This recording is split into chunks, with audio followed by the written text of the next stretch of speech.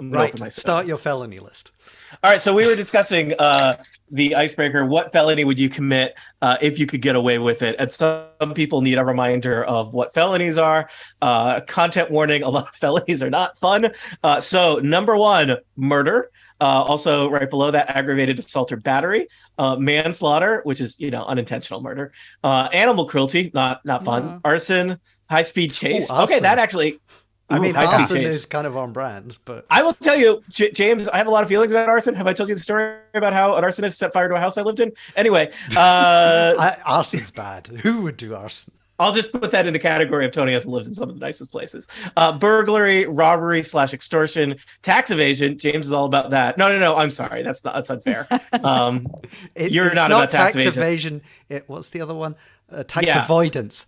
Tax avoidance is legal. Tax evasion is not. Hold on, right below tax evasion, fraud, cybercrime, identity theft, the manufacture, sale, distribution, or possession with intent to distribute of certain types of quantities of illegal drugs, grand larceny or grand theft. Larceny is a fun word, isn't it? Doesn't it just sound larceny? Yeah.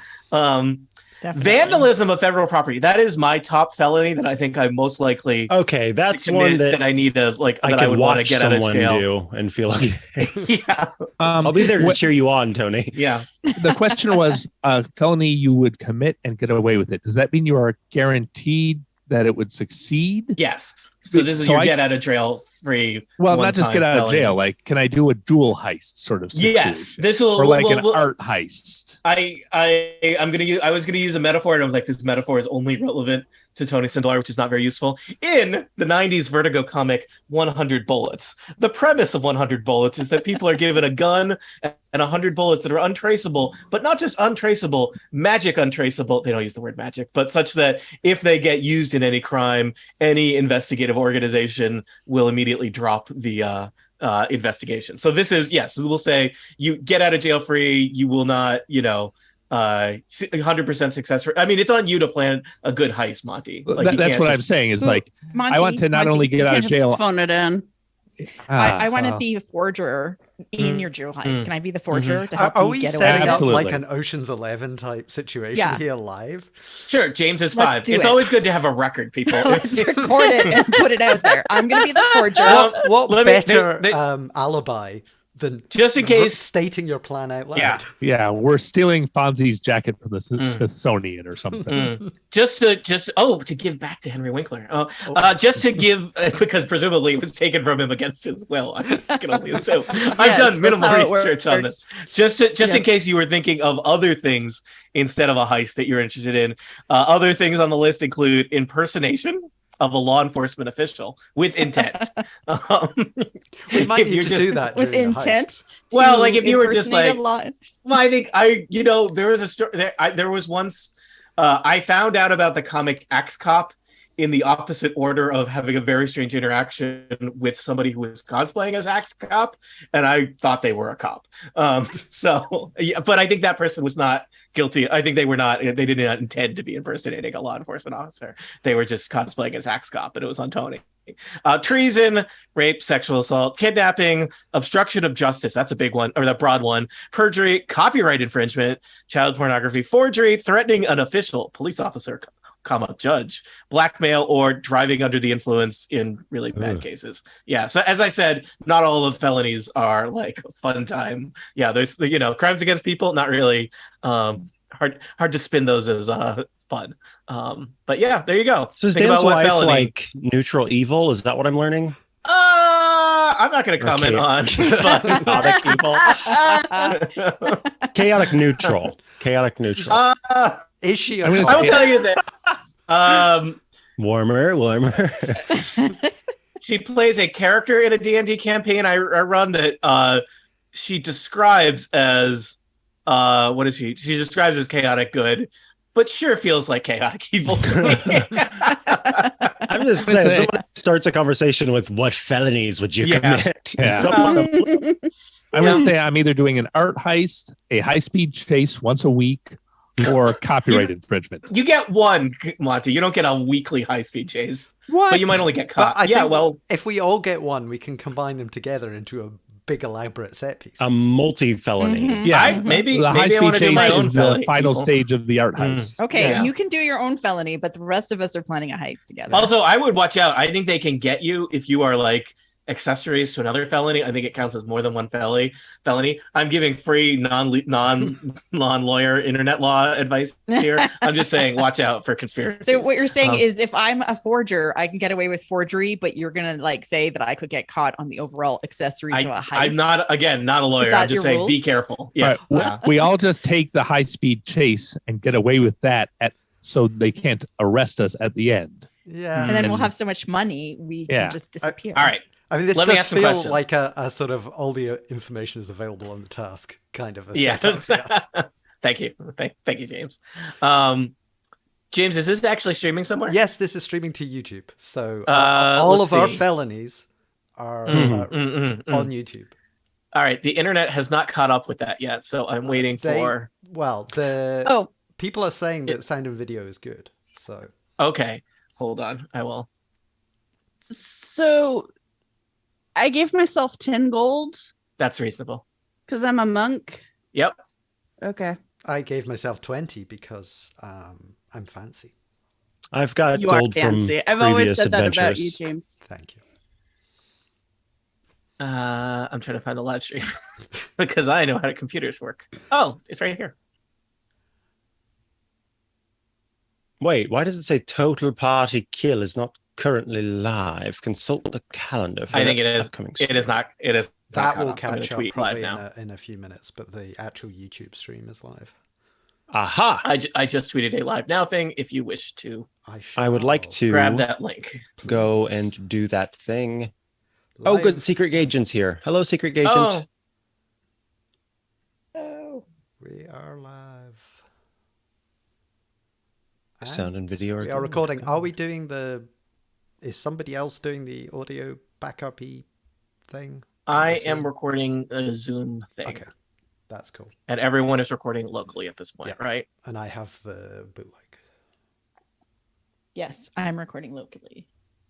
All right. Well, once we are not talking about felonies, we lose a lot of... It's like, well, what is there to talk about now? D&D campaign. All right. Let me just... I'm ready. All right. Is anyone not ready? I am ready. I'm ready. All right. So, hi, live stream / bootleg / YouTube / other things. There are 10 people watching now, some of which might be us.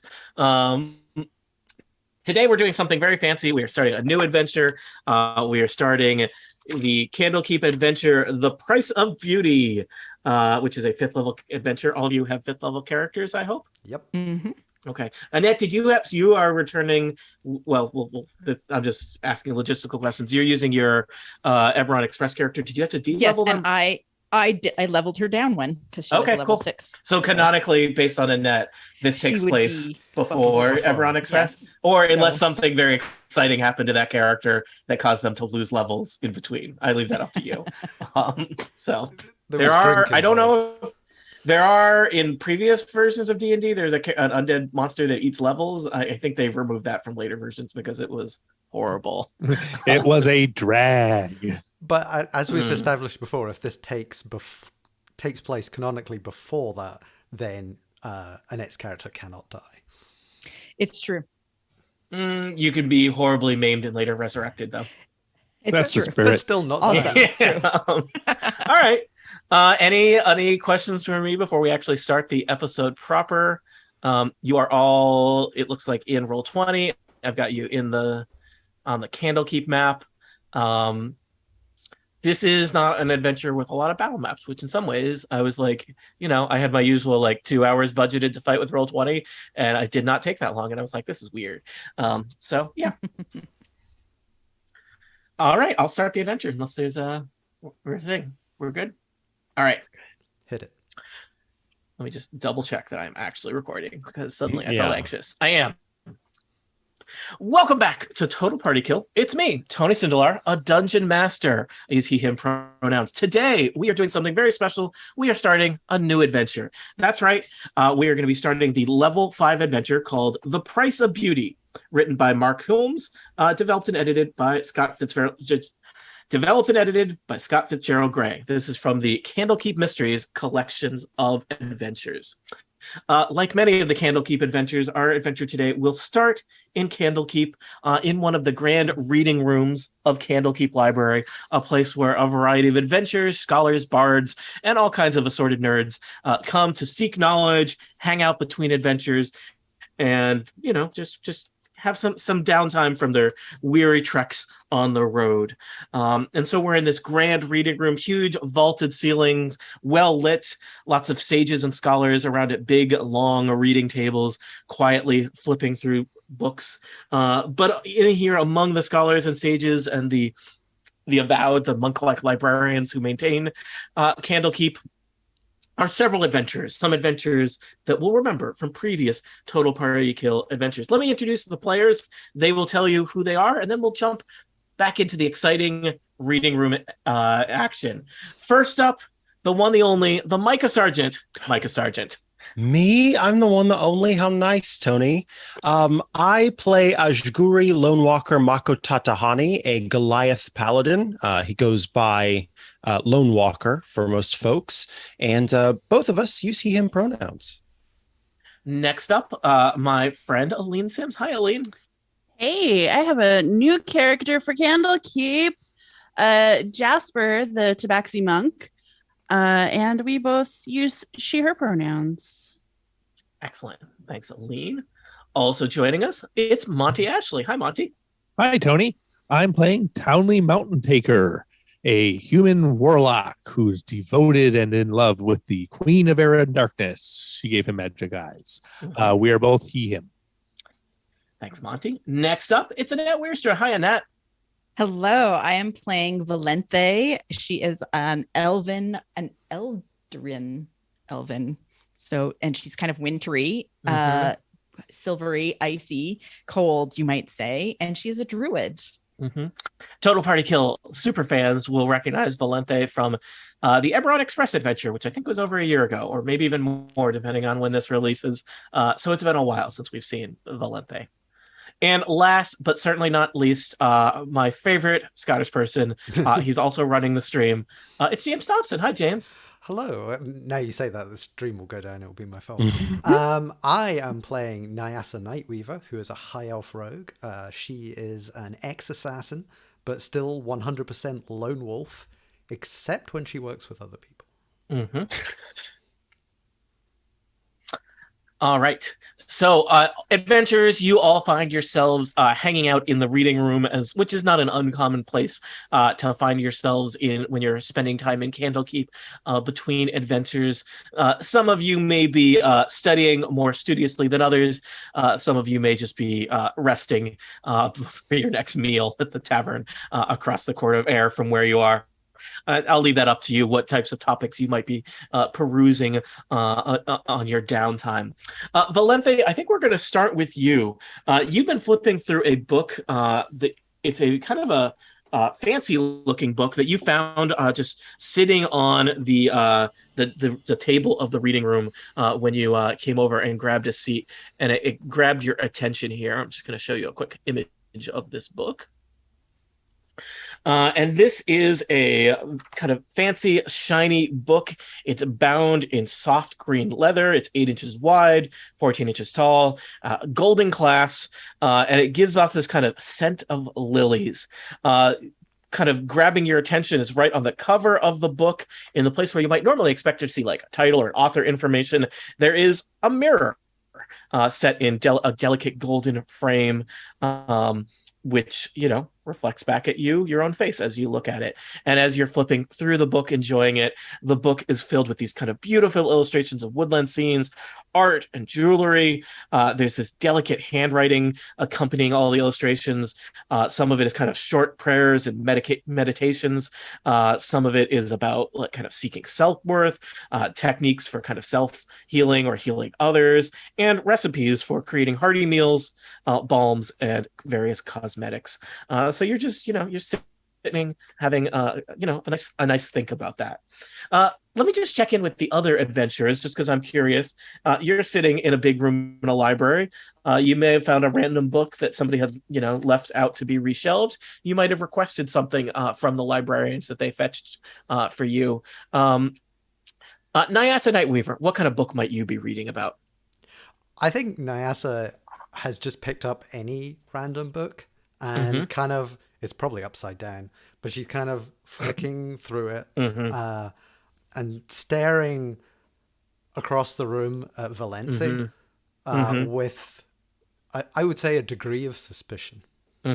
You were hoping to get a book with more pictures, and you did not get. What you were looking for.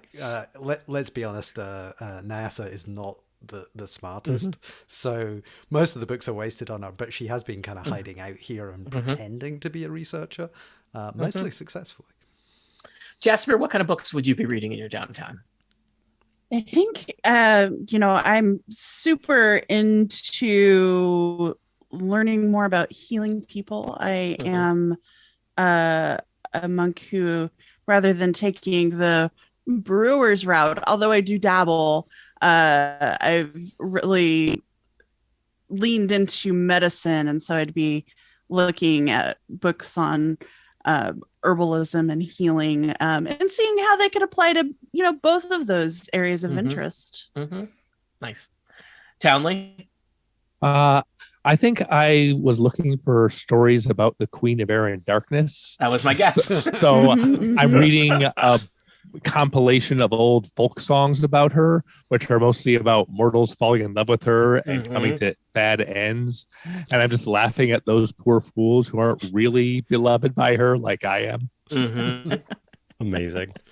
Give me 1 second. I want to plant a seed for a later adventure. Okay. Let's see here. You do find what's very interesting, Townley. At least one of the stories in your compilations mentions another book about that seems related to the Queen of Air and Darkness that you're very interested in. They refer to a book called The Scrivener's Tale, which maybe we'll visit in 9 levels. Sorry. Ooh, foreshadowing. Sort of heavy-handed foreshadowing.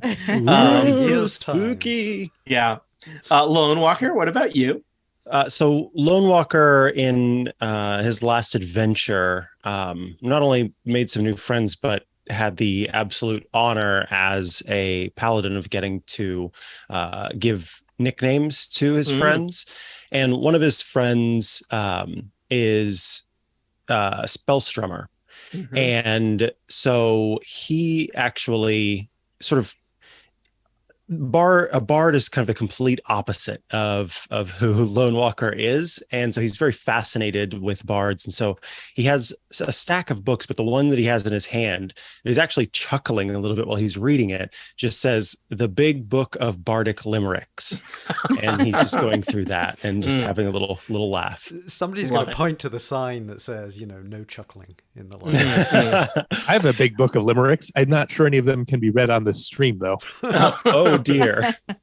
Well, and in fact, Lone Walker, perhaps you're a little bit nervous as an avowed, which is the name of the monks who maintain Candlekeep Library, seems to kind of approach your direction of the reading room, but she passes right by you without incident and heads over for Valenthe. Valenthe, there's kind of this avowed. She's clad in the traditional, very simple purple robes, perhaps tied by a white cord. This looks like kind of a middle-aged half-elf, which means they're older than humans, I believe. And she kind of stops by your table and kind of non-verbally tries to get your attention. I keep looking at the front of the book and gazing in the mirror because I am a little bit vain. I like to see my visage in a book. It gives me great honor. So it takes her a little while, but yeah, she has to do like a fake cough. Yeah. Eventually I'm like, what? And she's doing kind of a whisper voice because it's a library. I'm ever so sorry to interrupt you there, but I couldn't help but notice that book you're reading. By chance, did a friend of mine. He's a dwarf. Did he lend you that? I'm looking for my friend. No, I just found this on the table here and it attracted my attention. It's such a beautiful book. And I mean, this cover is quite stunning. I say as I see myself in the mirror again. Yes, it is very stunning. It is my my dear friend and coworker, Falthrax, has been a little fixated on that book. Oh, heavens. My name is Loris Nis. I'm one of the Avowed. But yes, I was concerned about. I'm looking for my friend, Falthrax Loader, and that was his book.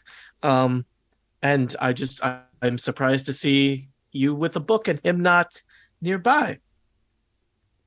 Well, I don't know. It was just sitting here when I got here, and so I feel like you can't get mad at me for looking at it. I pulled the book a little bit closer to myself. I am not mad at you. I'm just concerned about my friend. He missed. Well, I haven't seen him since dinner last night. He wasn't in the dormitories, and he's missed breakfast and lunch, and it's just very, very unlike him. And he's been a little down recently, and I was just concerned. That's all. But if you haven't seen him, I guess you haven't seen him. Anyone else? Dwarf? Falthrax Loader? Anyone? No? I'm super unsympathetic and just go back to my book. I think Lone Walker sort of lifts his head and closes the book and says, could you describe this dwarf? Yes. Well, he's a dwarf. He's about my age. He's got a nice gray beard. He wears a purple robe like this. She gestures at her robe. And he answers to the name Falthrax. Or Falthrax. Could you spell that, please?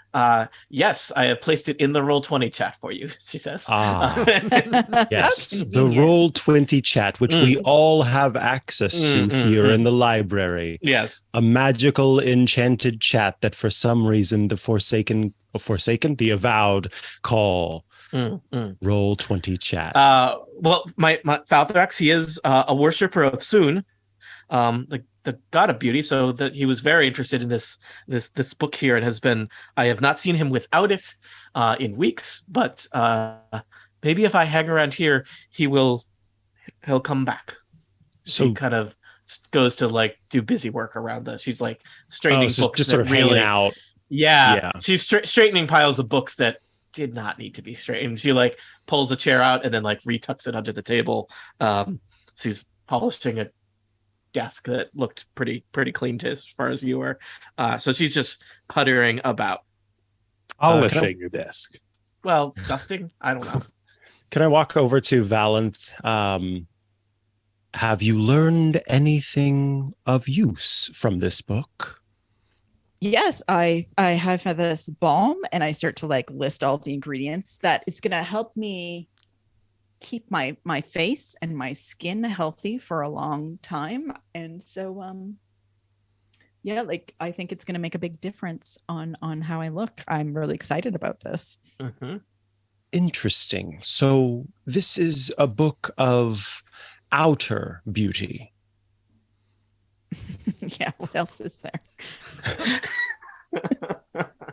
I think I probably hear. You know what? I'm just gonna. I think this is of ingredients.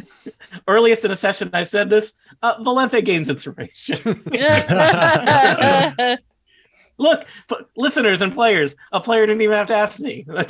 You should gain inspiration. Tony gains inspiration. No, don't. Sorry, let me be clear. You have unlocked a dark and treacherous path. Dungeon Master Tony does not gain inspiration. Tony Sindelar, our friend, gains inspiration. Okay. All right, but I apologize. I Micah and Annette, I interrupted your interchange. Please continue. Actually, I heard that another character might be joining us. Is that correct? Well, I think it's quiet in here, and I hear Valenthe listing lists of these ingredients that probably pique my interest. And so I'm not gonna say anything, but I am gonna start actively paying attention to what they're saying. Got it.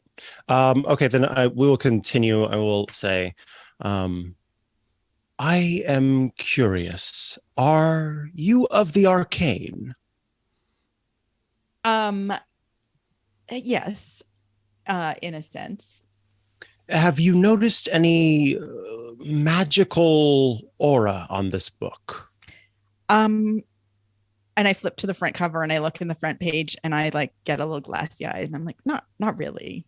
I'm not noticing anything other than like, look at this cover. It's so beautiful.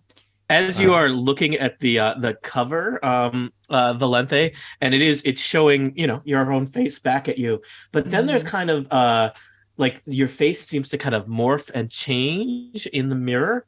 It's kind of like rotating through character selection in a video game where it's like it's you, but with a different haircut, with fancy glasses, maybe with a different, arrangement of makeup or lipstick. Maybe there's one with like a really dramatic scar across your eye, but then that flips to another one real fast. But then, perhaps unexpected, unless you're somebody who's been listening to the Candlekeep Adventures, the book talks to you, Valente. And Lone Walker, you would hear this, as would, I guess, anyone else nearby, but the book is addressing Valente. The book speaks to you. Well met, dearest one. How do you feel today? I feel quite lovely. Thank you for asking. My pleasure. Just gonna roll like an Arcana check. Yeah, same. Yeah. Just like a 19. Oh, you do yours. I'll keep mine to myself. From down the table, this has grabbed the attention of Jasper, the Tavaxi monk. Jasper, you feel confident that only a magic book would talk. But I mean, I think specifically with a 19, you know that the book is magic as opposed to the book is a monster pretending to be a book, or someone is using magic nearby to throw their voice through a book. I think there's a variety of things lingering here in Candlekeep, but you're kind of getting a decent hint of kind of conjuration magic wafting off that book that adventurer is holding in her hands that she is having a very brief conversation with. I would like to roll also an insight check because my fellow library patron does not seem at all disturbed by the fact that the book is talking to her. And she seems like really into the cover of the book. Is this that's just typical? I don't know. Like, did she seem normal? Very judgy, Jasper. What is normal? Like, is she enchanted or charmed, or like is something going on? Give me a quick insight check. 22. It does not seem like Valente has been magically charmed in any way. She just, I can't.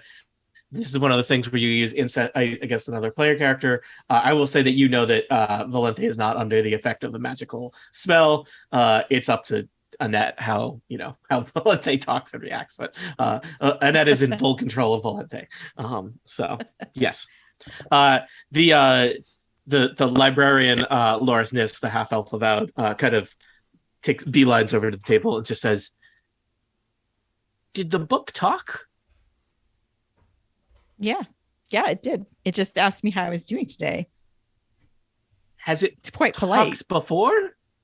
Well, I just started looking at it just like a little while ago, but I mean, is this not one of the most amazing books you've ever seen? I think I want to keep it. Well, I mean, I think heavy, it belongs to my friend Falthrax, but he never mentioned it talking. We do have some procedures that I need to implement if a book begins talking. She pulls out kind of a heavy phone book shaped like Candlekeep rules and regulations and starts flipping through it. But seems a little bit like it's taken her some time to find out what's going on. So there does seem to be a little bit of a commotion. Some of the kind of more elderly scholars have taken the opportunity to leave this reading room. Townley, Nyasa, you notice that there's something going on kind of down the table from you if you are interested in joining this trouble or fleeing from it. It's up to you. I would like to glance up and with the latest magic eye power that the Queen of Darkness has granted me, cast Detect Magic for free. Oh, wow, that's great. I wish more characters had that because it annoys me that Detect Magic is like an expensive spell. Yeah, so this book is clearly magic, and or I mean, I don't know if is the book magic? Is it infused with magic? There is magic all throughout this book, and it has some powerful kind of illusory and conjuration magic kind of woven into it. Cool. I'll walk up. I think Nyasa is still flipping through a book, but keeping an eye on this and just sort of sighs deeply to herself.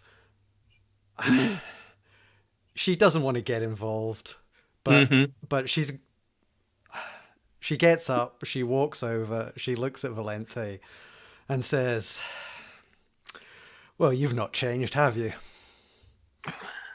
Oh, why would I? Because you certainly haven't changed. Backstory. What is that supposed to mean? You're just as much of a quiet individual who likes to do things on their own, as usual. Yeah, well, who did I get that from? They just glower at each other. She got that from our father. Da, da, da. Sisters. Neat. And we haven't been writing a Google Doc for the last 2 weeks. Definitely not. So you've been pretending not to know each other in a library until now. Valente, I think you're still clutching the book, which has talked to you. Others seem very interested in this book now that it has shown signs of talking and or magic. But I think it's in your possession, which is 9/10 of the law. So yeah, I'm not sure what's going to happen next. Well, I'm really suspicious of this Loris person who seems to think she might take this book away from me, and it seems valuable in terms of information and probably in money. Surely the book belongs to the library. Yeah, but I have a loose definition of ownership. Yeah, we kind of share that as a trait. Finally, a Candlekeep adventure where we just put the screws to the librarians. take that one beacon of knowledge and scholarship in the world of Dungeons and Dragons. Well, we said we wanted to do a heist. Talk to the book. See what else it says. Ask it its name. Hello, book. Do you have a name? I am the Price of Beauty.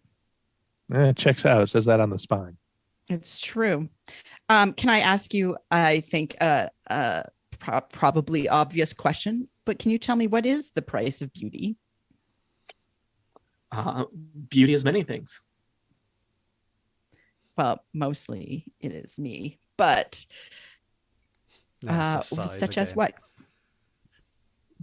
I contain many tips and secrets within this book. Can I ask how attractive Valente is? Like, can you describe yourself? I am obviously I think I'm attractive. I'm a high elf, and as an Eladrin, I'm like a winter season, so I'm very pale. I have silvery hair, but it's like very shiny, and I wear a lightly furred cape, and my clothing all has it's white and silvery and has a sheen to it, so I am well dressed. And you may not think I'm beautiful, but I do. I get a lot of anime music video vibes from Valente. I think you're dressed very well. It's like you're trying to look like the Queen of Darkness. Oh, God. I've heard that she is also very beautiful, so I will take that as a compliment. Yeah, don't say you're prettier than her, it will go badly. I didn't, so don't put words into my mouth. That was just advice for Annette, not for. Oh, okay. I thought you were giving me sisterly advice. We'll get there. Could I look at that book? I overheard, and I'm really into, I'm a healer. I use herbs a lot. I heard that list of ingredients that you gave for that cream for your face, and I just kind of like to look through if that's okay. Sure. Maybe you could help me make some of these. Yeah. If I have the ingredients, we can talk about it. Yeah, that seems smart. So I slide the book over to you. Okay. Jasper, so you're I looking at the want book. to do like would perception just tell me what you've already told us about the book? Probably. Okay. But you never know. All right. Well, my perception is pretty high, so let me just. Oh, yeah. Never mind. I just want to flip through it and see if anything like jumps out at me. Literally or literally? Maybe as weird or unusual. And I think I'm probably looking for like, is this a legitimate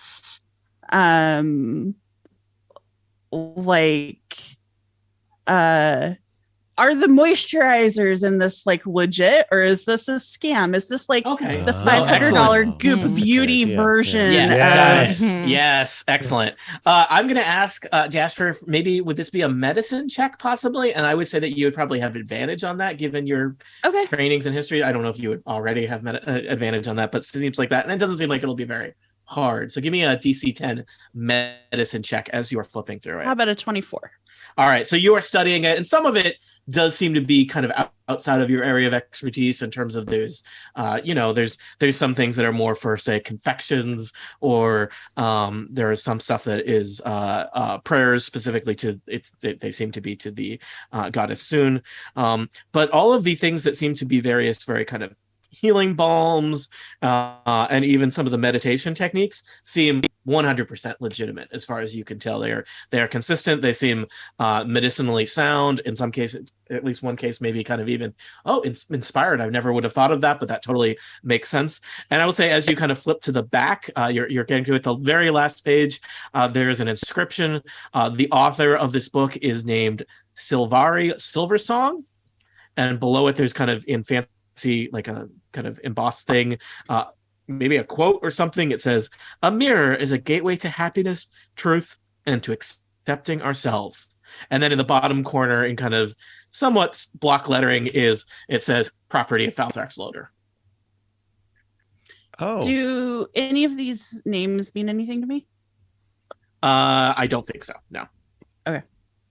If I was peering over your shoulder, Falthrax would mean something to me. Well, yes, that name. Are you peering over my shoulder? I am peering over your shoulder and I say, okay. Oh, Falthrax. That is the dwarf that our friend is looking for. Sorry, Jasper, if you were asking about that, yes, you immediately recognize that name. The Silvari Silversong is not a name you recognize, though. So yes, the dwarf that Loris Nis was looking for owns this book.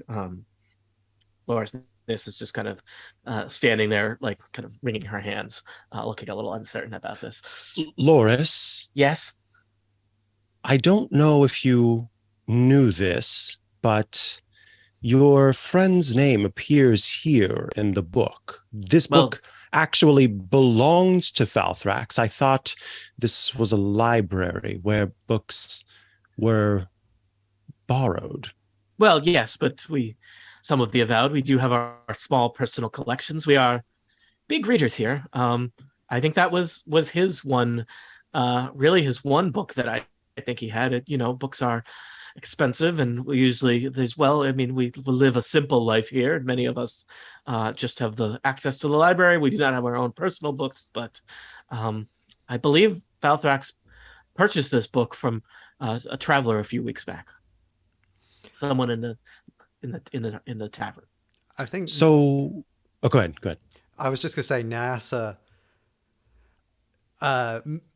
manifests one of her psionic knives, slams it into the table next to the book, and says, "Let's just ask the book where the dwarf is, and we can just all get on with Loris Ness says, please do not stab the tables.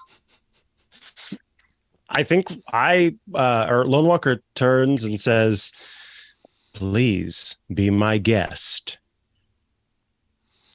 So that if you want to ask the book, you can.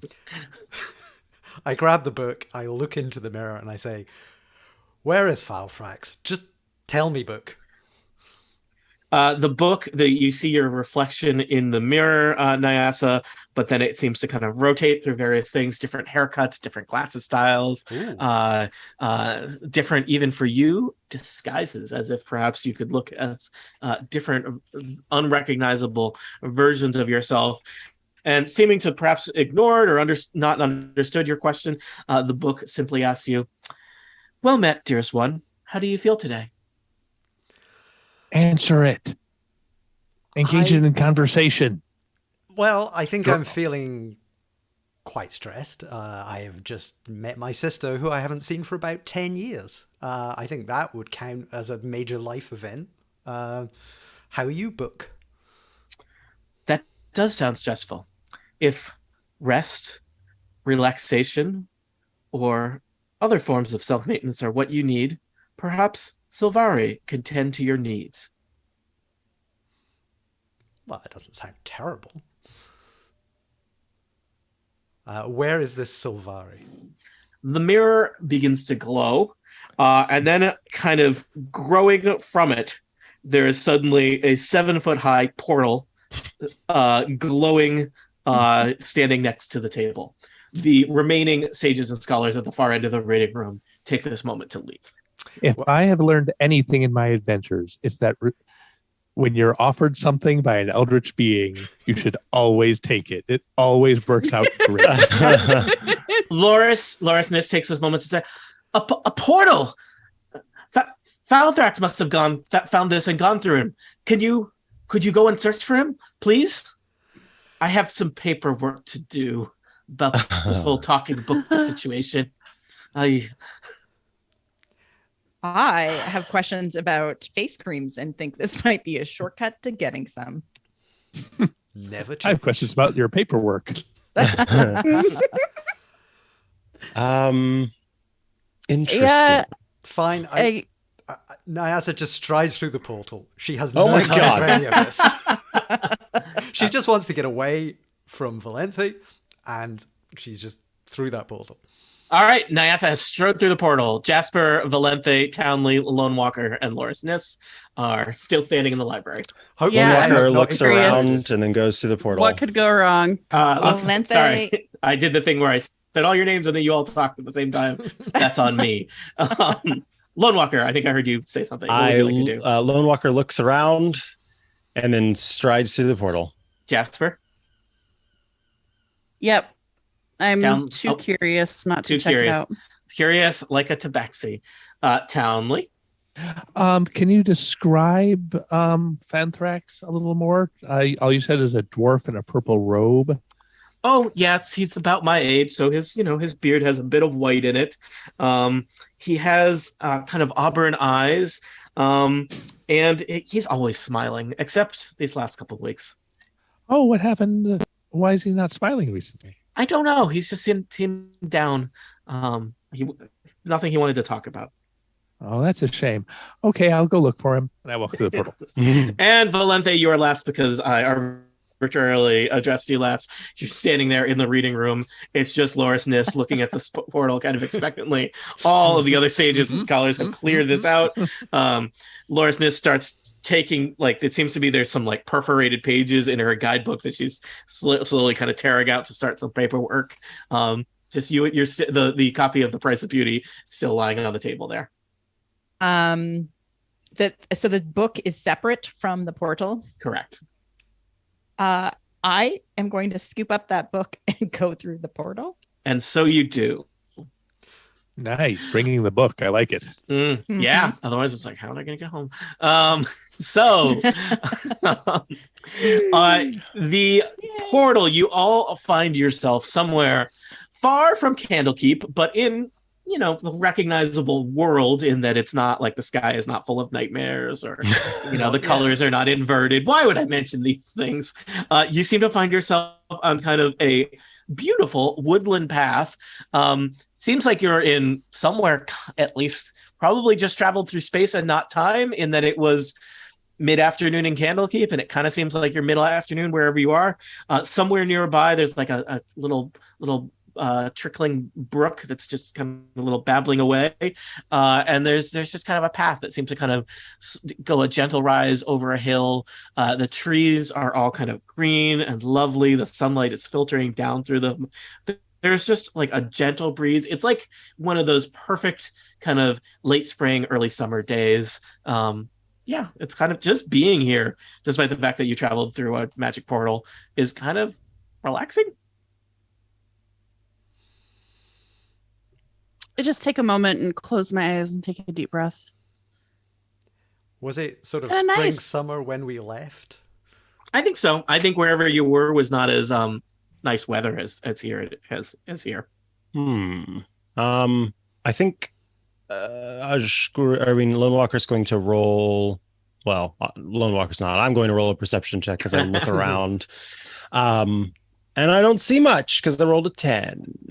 Even with a 10, it's a little strange here. You're just kind of in a clearing, and then the trail leads up and over that hill. So it's not like it's kind of the trail ends where you are, which is a little strange. There are some like little stone benches around the clearing, and you notice there's some kind of little kind of at the top of the hill. There's a stone cairn, kind of a little rock formation, I guess perhaps to help people navigate. It suggests that I'll even tell you with a 10, this path is kind of well kept or well trod, as if this is not a desolate woodland path. This is perhaps a path that people travel with some frequency. Is the portal open behind us still, or the portal's open behind you. You see Candlekeep Library, the reading room that you were in on the other side. I would also like to look around with my aforementioned magic eyes. Yep. Detect magic is still up. The portal behind you is magic.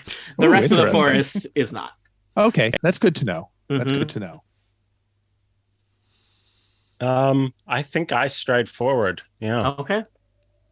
Yeah. Anyone not wish to follow Lone Walker up over the hill? I'm going to walk up, and then I'm going to just walk slightly faster so I'm in front of Lone Walker. And then Lone Walker walks slightly faster, and then you walk slightly faster. Yeah. And then you're both jogging up the hill. Yeah.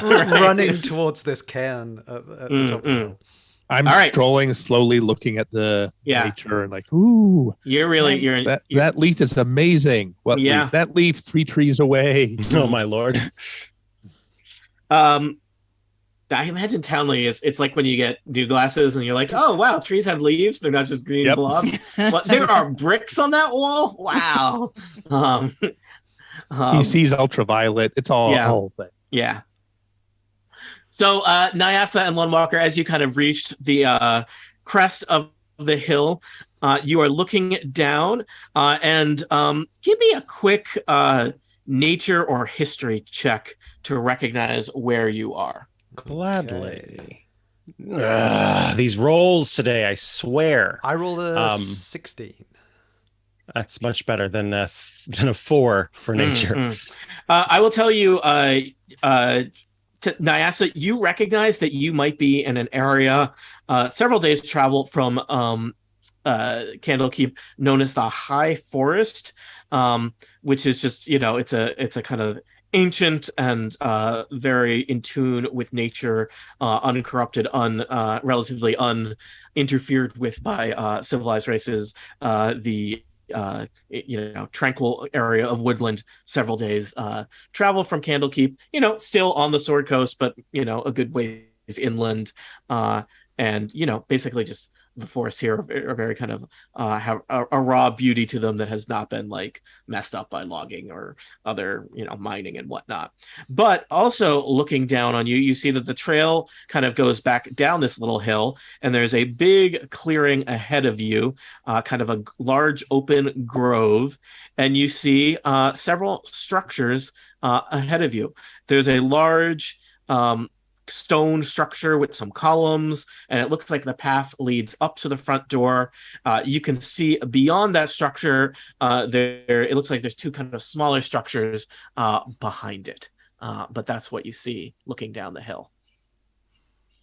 Okay, well, I turn and shout back down the path. I think we're in the High Forest.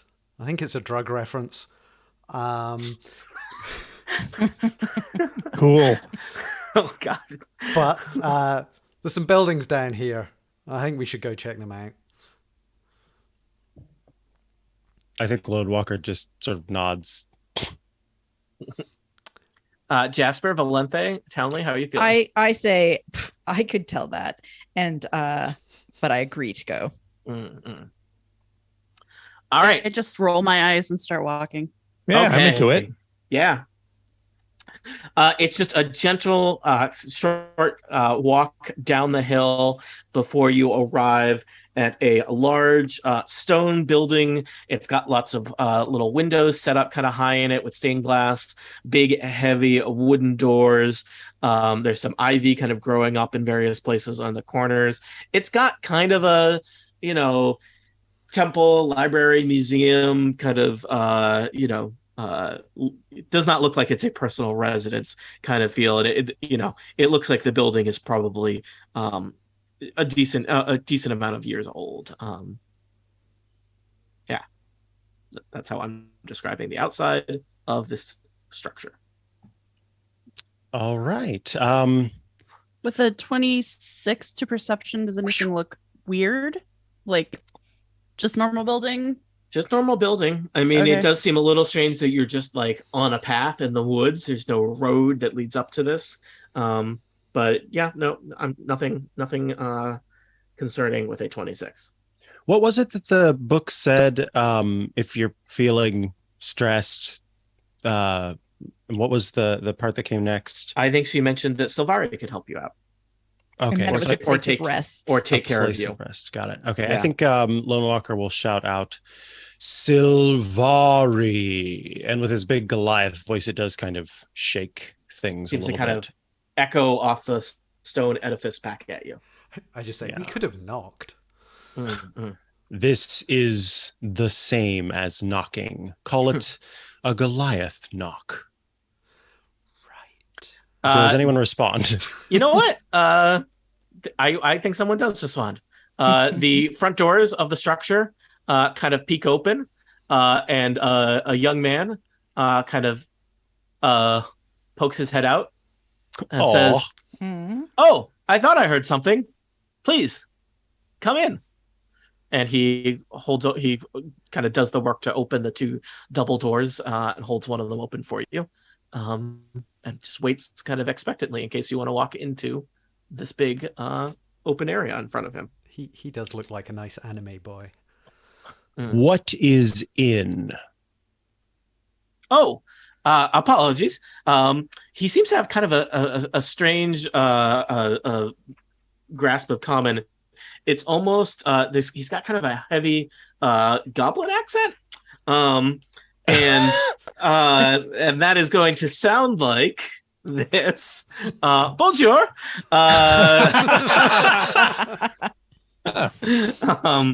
Welcome to the Temple of the Restful Lily. Please, how you say, come in and stay a while. Okay, 1 second here, folks, because Je m'appelle Saith. I mean, my name is Saith. if there's a goblin accent, I'm just trying to remember what goblins are in terms of their like classification. Are they I think they're goblinoids. okay? Because I was thinking I can do a free detect evil and good. Mm. But I don't know. I don't know if goblins are Yeah, I don't think goblins inherently evil. count. Yeah. I think that I think that Mike is might being a bit he just judgy. might Yeah. have a heavy accent. Being Yeah, a little wow. judgy, aren't I? Yeah. Okay.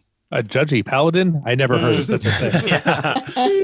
Yeah. Safe kind of waves you in. There seems to be standing in the doors of a Tony, did Saith ever step out or just peek out?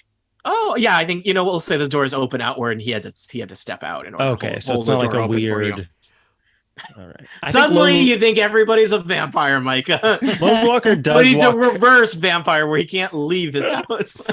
Lone Walker does walk up to Saith and holds out his hand for a handshake, but in doing so is actually doing a perception check. Mm-hmm. I'm literally holding a D20 in my hand, and I said I was going to roll this instead of using D&D Beyond to do it, and I forgot, and so I got a terrible roll once again. Oh. So you shake hands with Saith. He seems to very enthusiastic to shake hands with you, Lone Walker.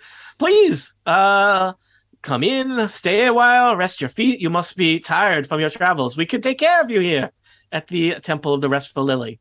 I walk in, but over my shoulder I say, the travels were just over that hill. You get that, right? If you say so. Hang on. Do you not know about the portal? I do not know the details of your travel arrangements. All right. I walk inside. I say, before we go in, noting Townley striding purposefully down the hall, I say... Everyone's got to stride more purposefully than the person I have a certain power, shall we say, that I can link my mind to you so that we can know each other's thoughts, and I think it might be to Saith or to someone else. It would be useful. No, I don't. I'm kind of like talking away from Saith. He can't hear this. I think it might be useful if we did this, just in case anything happens. If we get separated. That's what I was thinking. Do you want to mind link to your sister that you're super not friends with? Well, this is my dilemma, because I can link to 3 people and we have 4 other people. So the thing is, like, I have linked to Townley before in one of our previous adventures together, and it was pretty trippy. Like, to somebody not used to seeing through magic eyes, it was a bit much. So I kind of like... There's more Paisley out there than you think, man. there really was. There really was. So since I would like to hold on to my lunch for the remains of this adventure, I turn to Valanthe and say, shall we try this again? And I go, fine. I reach out and sort of touch the side of her head in a semi-affectionate, semi-Vulcan way. And just get one figure really in the eye there. Yeah. And then I love you. And then I need to roll a d8 to see how long that lasts for. Oh, okay. And that lasts for 6 hours. Okay. So I'm going to assume, is anyone not going to walk into the room that Saith is holding the door open for you? No, I'm going to walk in and say, in the few goblin words I know, bonjour, merci, as I walk past. Merci beaucoup. Saith waits for you all to get in, and then he scampers past you all to get to run over to his little desk in the middle of this room. So Saith has a little kind of greeting desk here. There is he's got it's basically just a fancy table. There's a book, and there's a fancy ornate price list of services. He's got some lilies in a little vase, and he stands up even straighter now that he's behind his little desk, and says, welcome, friends, to the Restful Lily. Freshen yourselves in our luxurious bathhouse, or perhaps you'd enjoy a massage, a haircut, a shave, or pedicure. Oh, road tired feet. Simply cry out for comfort. Whatever your pleasure, we are here to serve. And he hands out some little fancy kind of little placards with the list of the services available at the Temple of the Restful Lily. Services. So it seems like you're at the Temple of the Restful Lily. Entry to the Temple of the Restful Lily costs 5 gold persons per person. Entrance includes the use of the enchanted baths, a complimentary robe, and access to a changing room with a locker. Lodging overnight costs 4 gold pieces. Meals cost about 5 silver pieces, depending on what is your interest, and there's a wide variety of things available.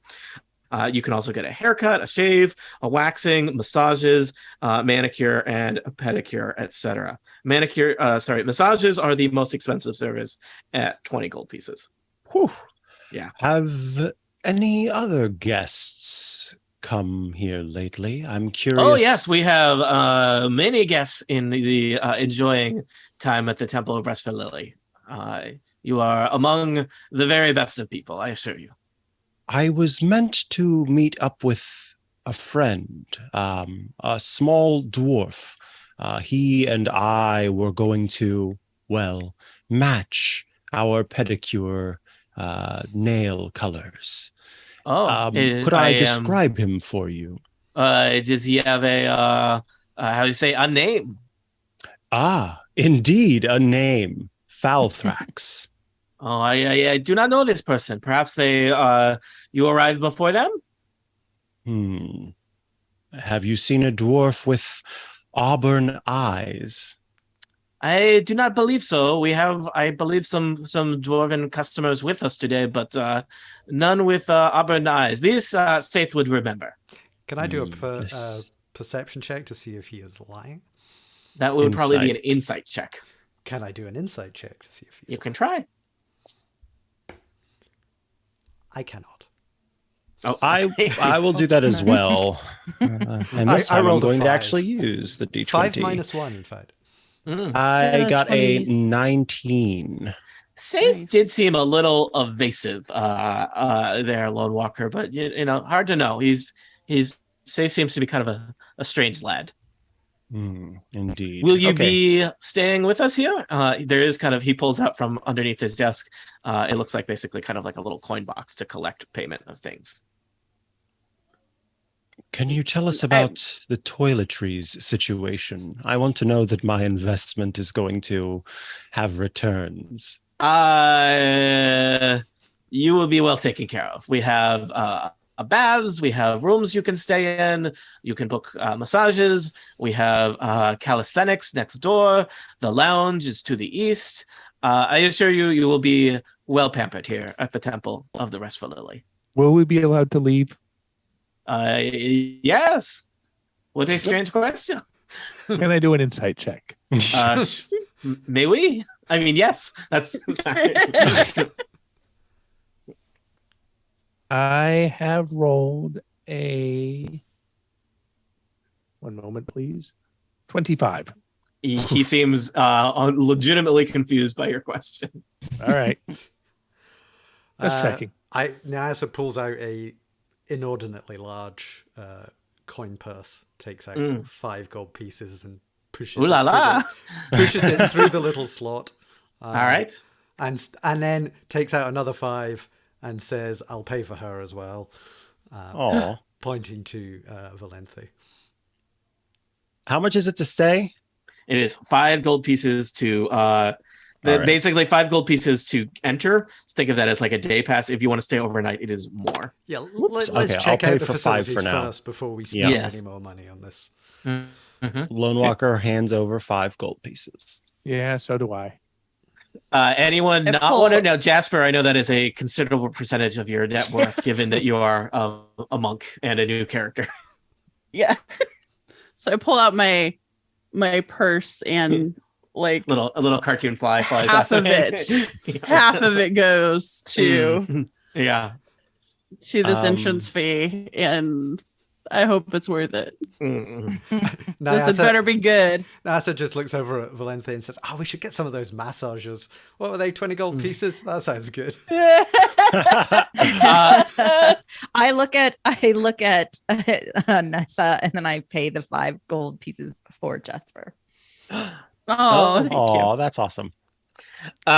Saith shows you there are these little changing rooms at the north side of the lobby here. So they're, each of them is like, like a little alcove with a little folding door, and there are inside each little cubby or not cubby, cubicle. There's like a little wooden stool, and there's a locker that he hands each of you like a numbered key for. Oh. And there is in each little room there are an assortment of fluffy white robes. I think in D&D fantasy world you've got to accommodate like a wide range of creature sizes, so they range like it's like gnome to centaur arc. So you have to pick out the robe that is going to be the most appropriate and luxurious for you. But say it says, I will give you a bit of time to change, and then you are free to explore the temple. Let me give you some little bit of instructions. The baths to the north. He points, there's a double doors to the north. The garden and the calisthenics trainings to the west. So there's a door off of the lobby to the west. And the lounge where you can get food and drink or arrange a massage is to the east. Okay. So you have gained entrance to the Temple of the Restful Lily. Perhaps this is where Faltharax Loader is, perhaps where he has gone, because it's one of those adventures where you got sucked inside a book, people / teleported somewhere else. I will tell you, you are going to need to decide what you can carry around with you while you are in a spa wearing fluffy white robes, because I think some of you are probably not going to walk around in full armor with full weaponry. I think that would be gauche or at the very least attract a lot of attention. Now, some of you that might be less of an issue for if you're, say, a monk, but some of you, if you are a big hulking paladin, that might be. So I'm going to ask you to think carefully about what armor and equipment you are going to be wielding while you are wandering about the temple. You of course always have permission to split up to cover more ground if you're so interested.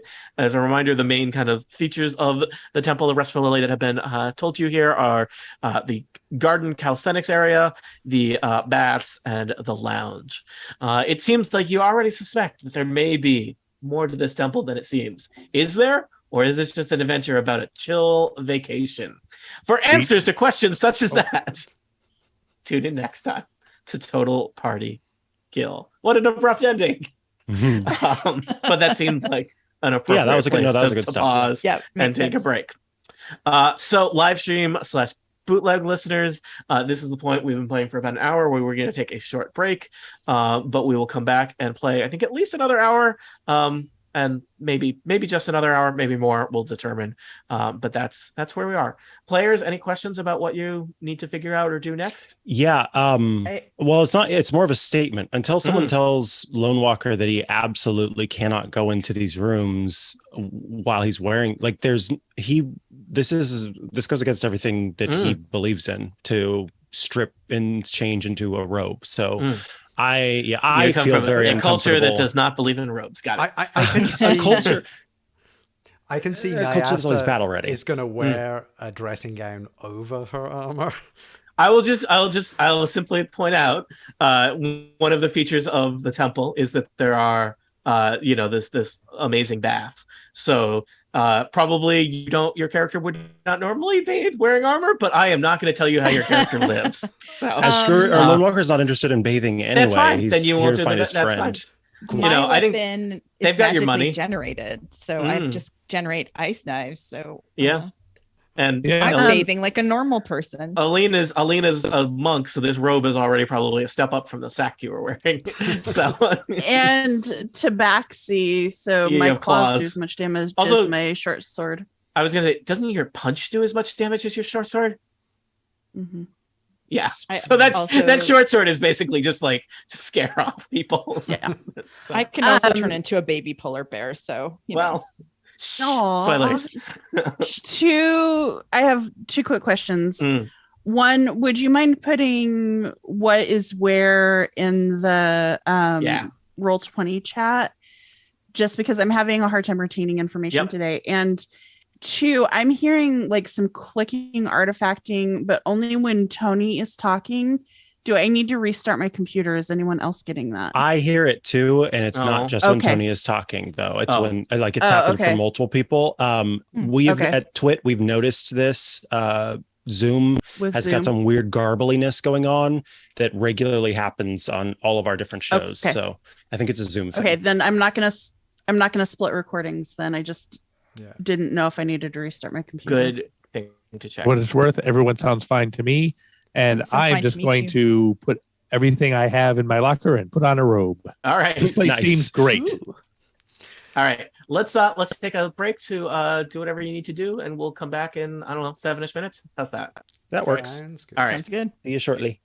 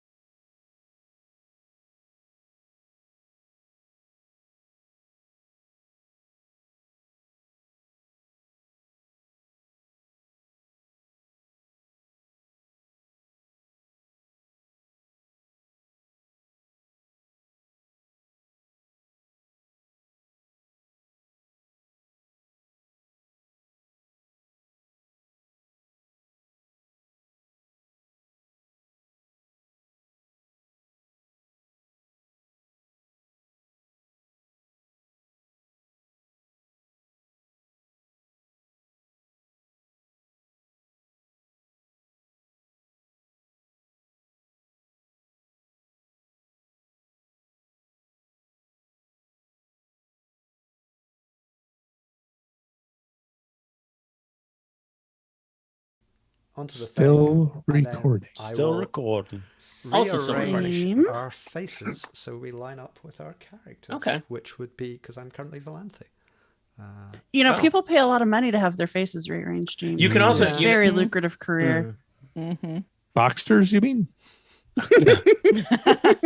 Them too. You can rearrange somebody's face for a price. I don't know if our energy is going to be the right thing for this spa. Sometimes I think it's the perfect energy for the spa. Just go fall asleep on a chair. Yeah. Well, there's that energy, yeah. I'm going to sit in this chair for 3 hours and then I'm going to move to another chair for 3 hours. Wow. That's some dad on vacation energy. Would you like to read a Tom Clancy novel while you do that? Oh my lord. Take that, Dad. I want to know. To see Tom Clancy, so it's about an airship that's gone missing. Yeah. I want to know who the Tom Clancy in this universe is. Like, whose books are Well, he's a Candlekeep? gnome. He's a gnome who's really, he wears aviator sunglasses. And, You should have thought of that question when we were in the library. Well, yeah. When we get back, I will look for the. All right. For your homework, please come up with as many Tom Clancy fantasy book names as you can. Okay. Yeah. Like wondering the why I'm Queen trying of so Air many and books. Darkness and Present Danger. Things like that. That one's not good, but work on that. That one, but better. But better. Yeah. I'm dungeon mastering here. All I've got so far is the Hunt for Red Dragons. Yeah, that's right That's there. a good one. That's like totally his best. Yeah. They've turned that one into several epic bard tales told by different bards. All right. And Sean Connery plays a dragon in those ones too. Just paladin games. Ooh, I like that. Oh, Yes. okay. Yeah, that's pretty good. He's got one called Shadow Warriors. We could just use that. Just Shadow Warriors. But with the dragon on the cover. Red Storm Yeah. Rising. There is one called The Bear and the Dragon, and I can totally see that working as well. But it's less metaphoric. Yes, Every Man a Exactly. Tiger. That's about some druids. All right. Look, maybe Tom Clancy is already a gnome. I don't know. Teeth of the Tiger. I've never met him. Can't say. No, I think he's passed away. There is Well, we'll literally never be a able to book say for called, sure. Social Security Number, or SSN. That does not sound good. That sounds boring. Are we ready to play Dungeons Yes. and Dragons? Yes. James, are we ready technologically? Technologically, yes. Mentally, who knows? All right. Let me just check. Some people are still watching the live stream. Thanks, people. Yay, people. Yay. He's got a book called Ruthless.com, Power Plays #2. Is that written by him or is that like procedurally generated by an AI? Yeah. There's no way of knowing. Well, I mean, the question is like, was it published after his death? So, it's like all those video games that he didn't make. I'm pretty sure. So, him and Tony Hawk trading programming tips. Welcome back to Total Party Kill. It's me, Tony Civilar. I use he, him pronouns. Today, we are continuing one of our Candlekeep Mysteries adventures. We are continuing the adventure, The Price of Beauty. Our adventurers are looking for a missing dwarven librarian who may have journeyed through a portal inside a book, as you do. In their explorations, they have arrived at a temple, the Temple of the Restful Lily, which basically seems to be a spa in the middle of the forest.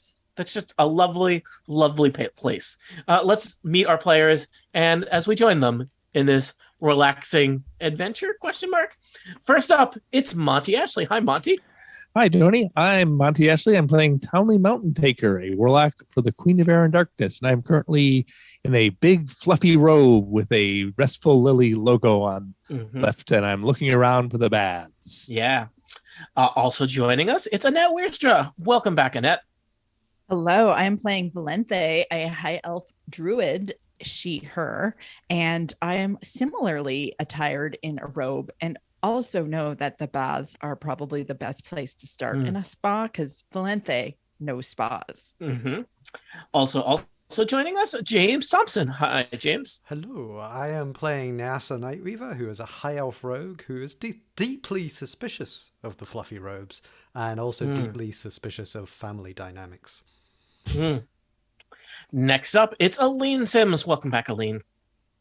Hello, I play Jasper, the Tabaxi monk, who is luxuriating in this amazing, fluffy, like, I don't even know, as Aline, high pile robe, like it's a rug. I don't know.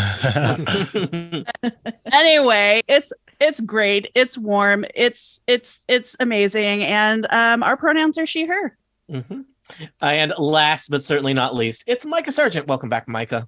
Thank you so much. I play Ajguri Lone Walker Makotatahani, known to his friends and companions as Lone Walker, a Goliath paladin. He and I both use he, him pronouns. So when last we left our adventures, you had just arrived at the spa. You had paid the entrance fee. You had been shown to some changing rooms. Safe, the spa attendant, had shown you some lockers where you can lock up your gear. You've been given fluffy robes.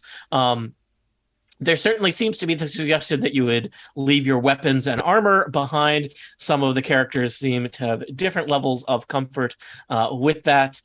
Safe has given you directions that the baths of the spa are to the north. The garden, where there are some kind of calisthenics classes, are to the west. And the lounge for food and drink is to the east, and that is also where you can arrange other more expensive services if you are so inclined.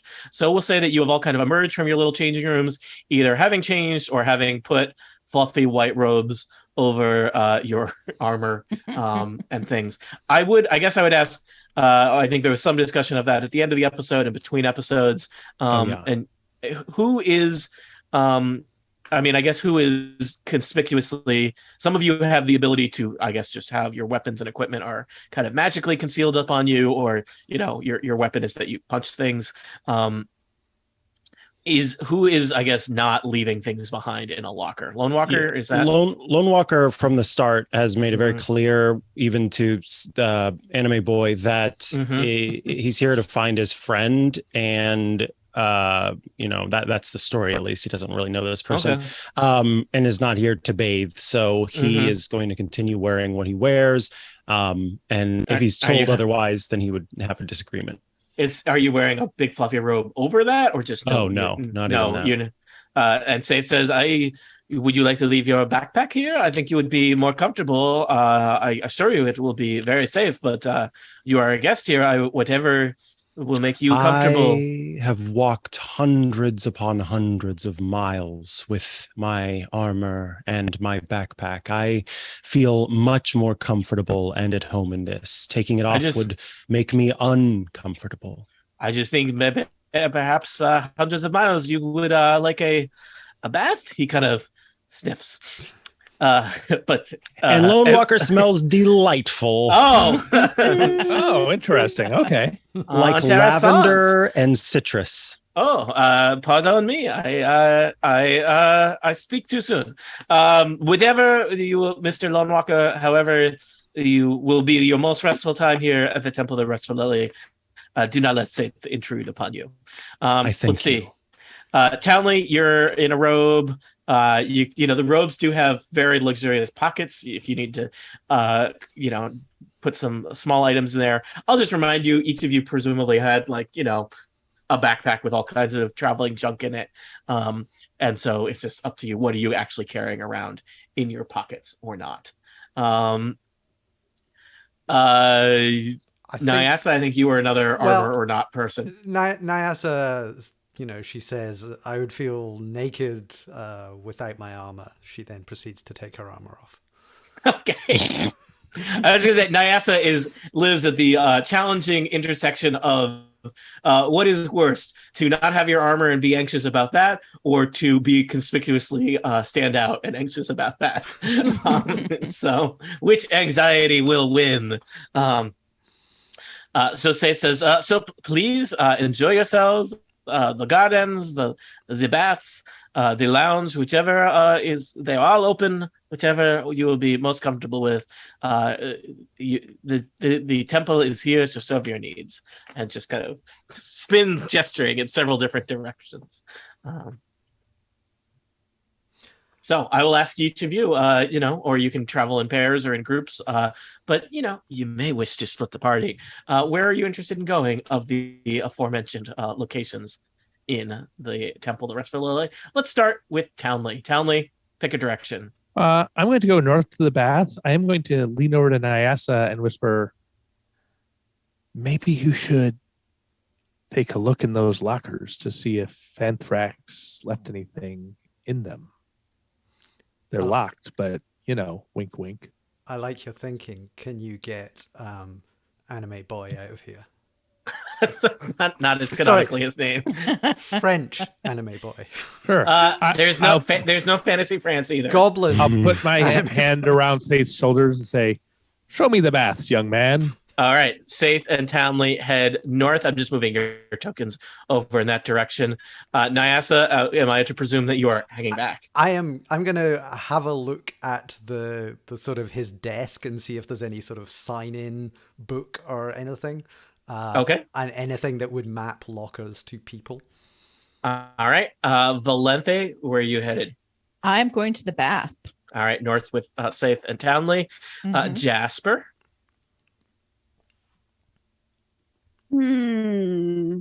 Baths, garden, or lounge? Actually, I think what I want to do is say, hey, Valente, I know you're anxious to get to the bath, but do you want to walk through the garden with me to see if we can find any ingredients for the face creams that you want to put together? Valente is immediately intrigued and amenable. All right, I'm going to move your tokens over there.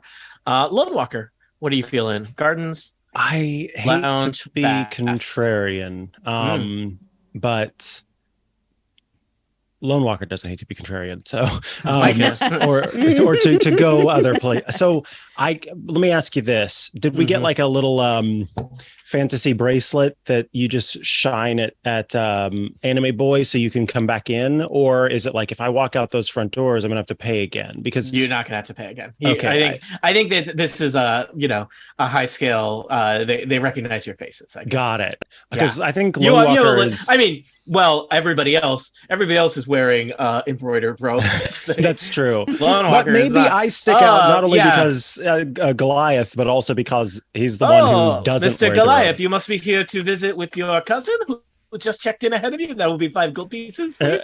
No. Lone Walker wants to look around the grounds, like outside, and see if there's anything else.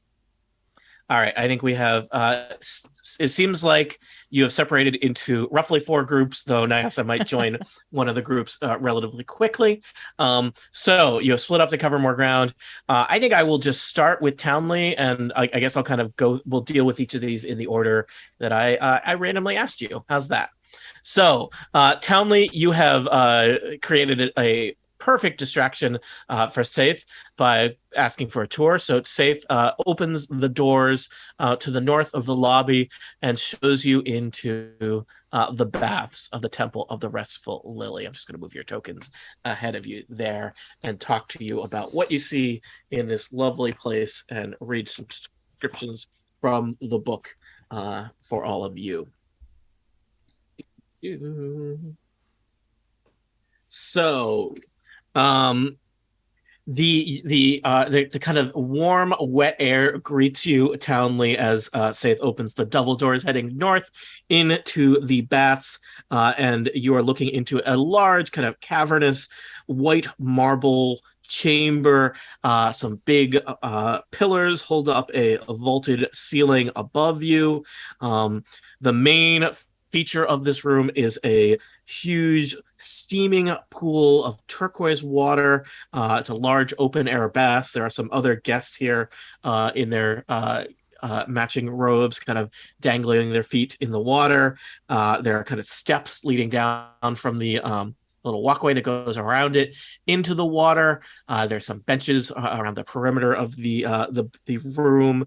There's fancy frosted windows that kind of let diffuse sunlight into this room, giving everything kind of a warm, kind of glowy look.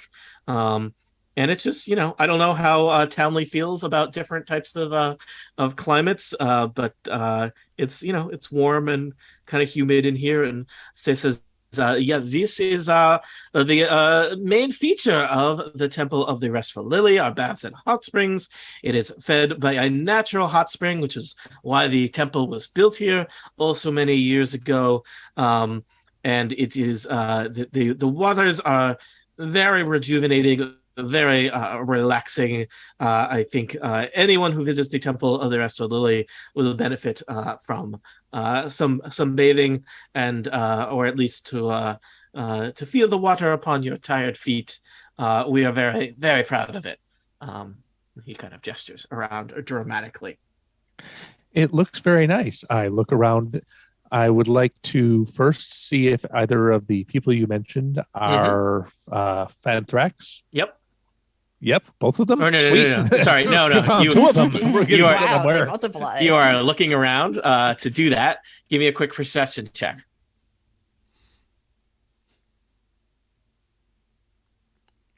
22.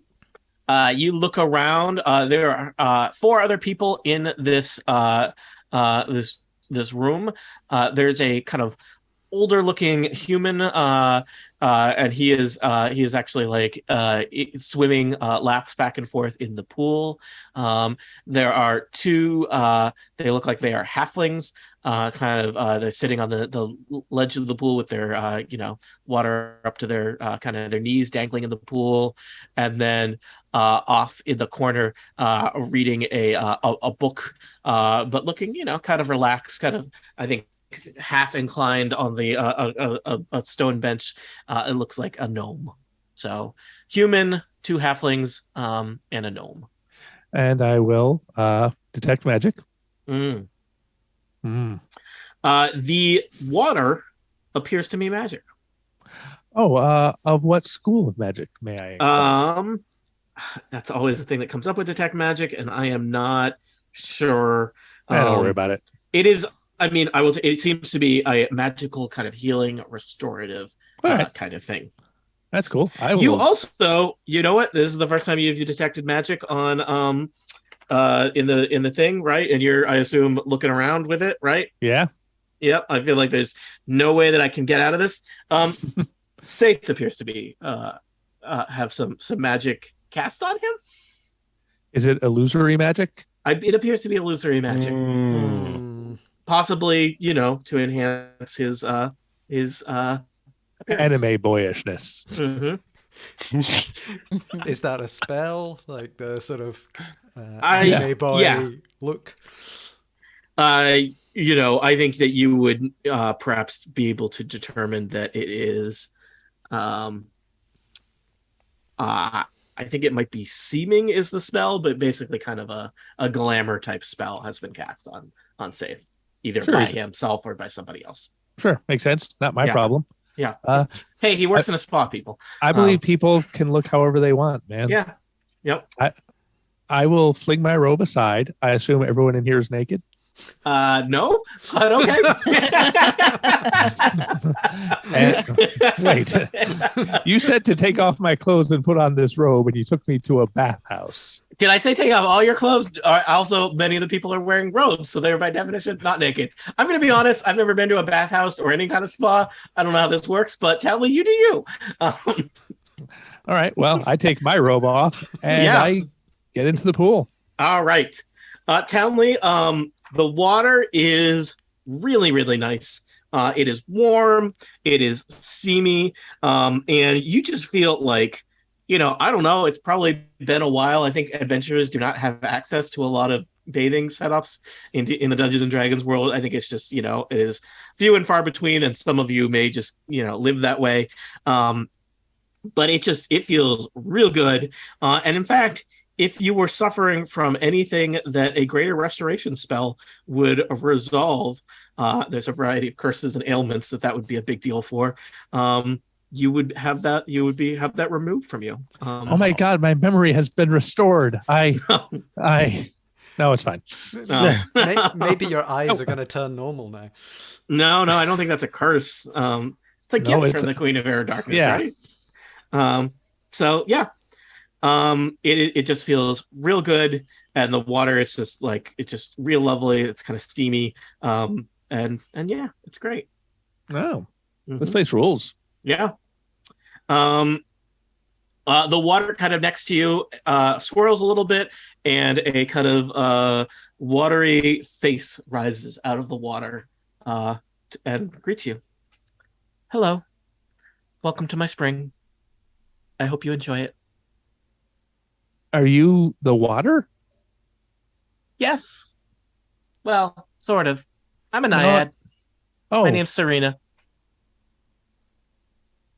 Hello. I feel a little awkward about being naked inside you now. Don't worry, it's usual. I know it's unusual for you kind of creatures, but it's totally natural for us. Oh, good. I'm made of water. This episode can never be released now. Why do we keep doing that? Say, have you seen a dwarf recently? Auburn eyes? I think so. Ooh, how recently? That sounds familiar. There may have been someone like that here the other day. I do have a little bit of trouble telling the difference between you solids and keeping track of time, but I think it was yesterday. Cool. That's good to know. Thank you. You're very restorative, by the way. Oh, thank you. Oh. So, were you here when they built a temple around you? Indeed. How do you feel about that? Oh, it brings people to the temple. I do miss Silvari. Things have been different since she left, but, I am here to take care of those who appreciate the waters. Oh, so Silvari's not here anymore? No. New management took over several years back. If you don't mind my asking. I don't. What's your name?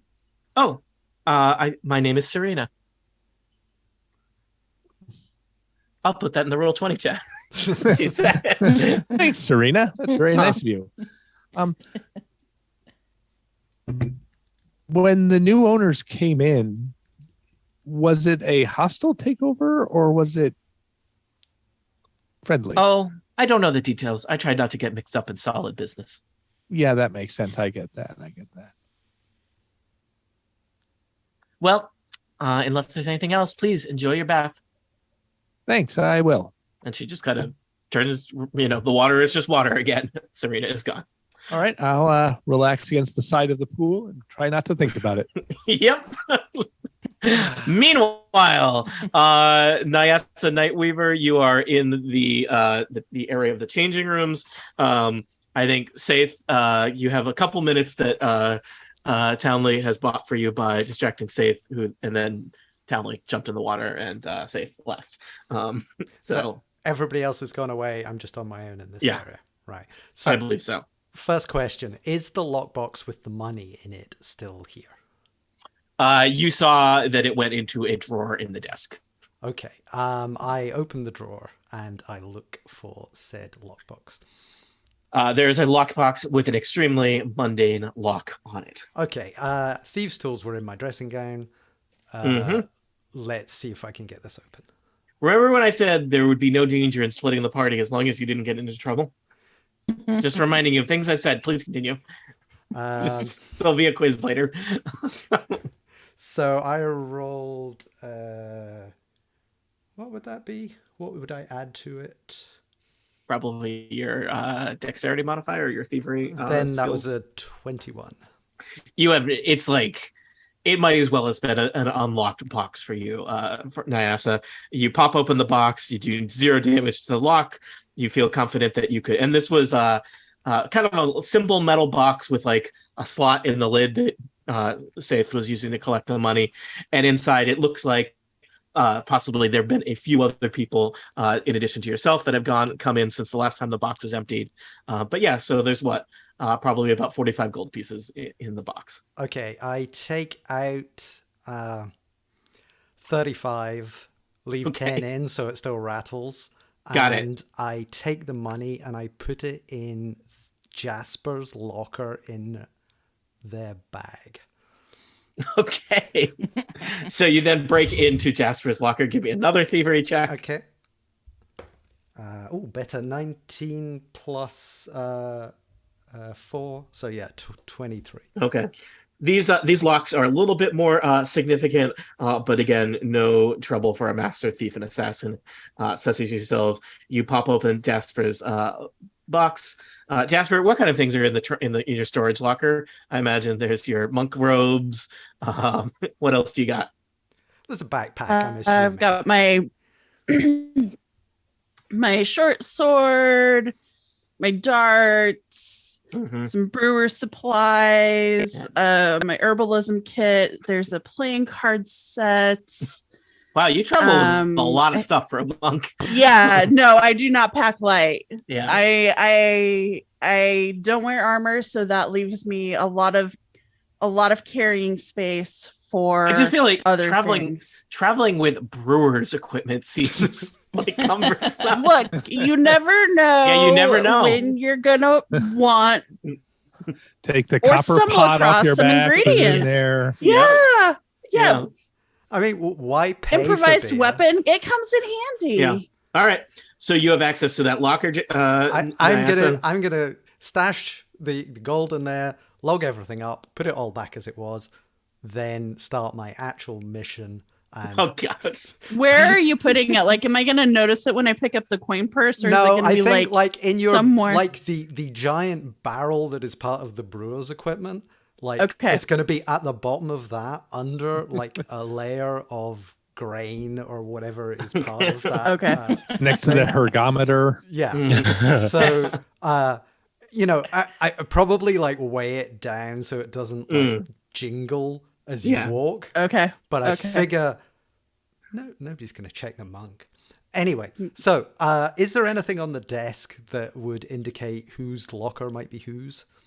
Oh yes, it looks like Saith has a little logbook that has numbers for lockers and a list. It looks like basically a guest list with where he's noting checking in and checking out and assigning keys. So, is there any sign of Falfrax on this? Give me list? a quick perception check to decipher Saith's challenging goblin/common handwriting. I have rolled a 15. It sure looks like there is. He's got initials for someone FL who arrived 2 days ago, and okay, and paid to enter and stay 2 nights in the bathhouse. I will have a quick look at that and see if there's. Yeah, I'll open up that locker as well. And have a run. Okay. Yeah, there's a locker key, and I imagine there's on the map there's like 10 changing rooms, but there's more than that in lockers. Otherwise they can only have 10 guests at a time. And this is an amazing, magnificent spa.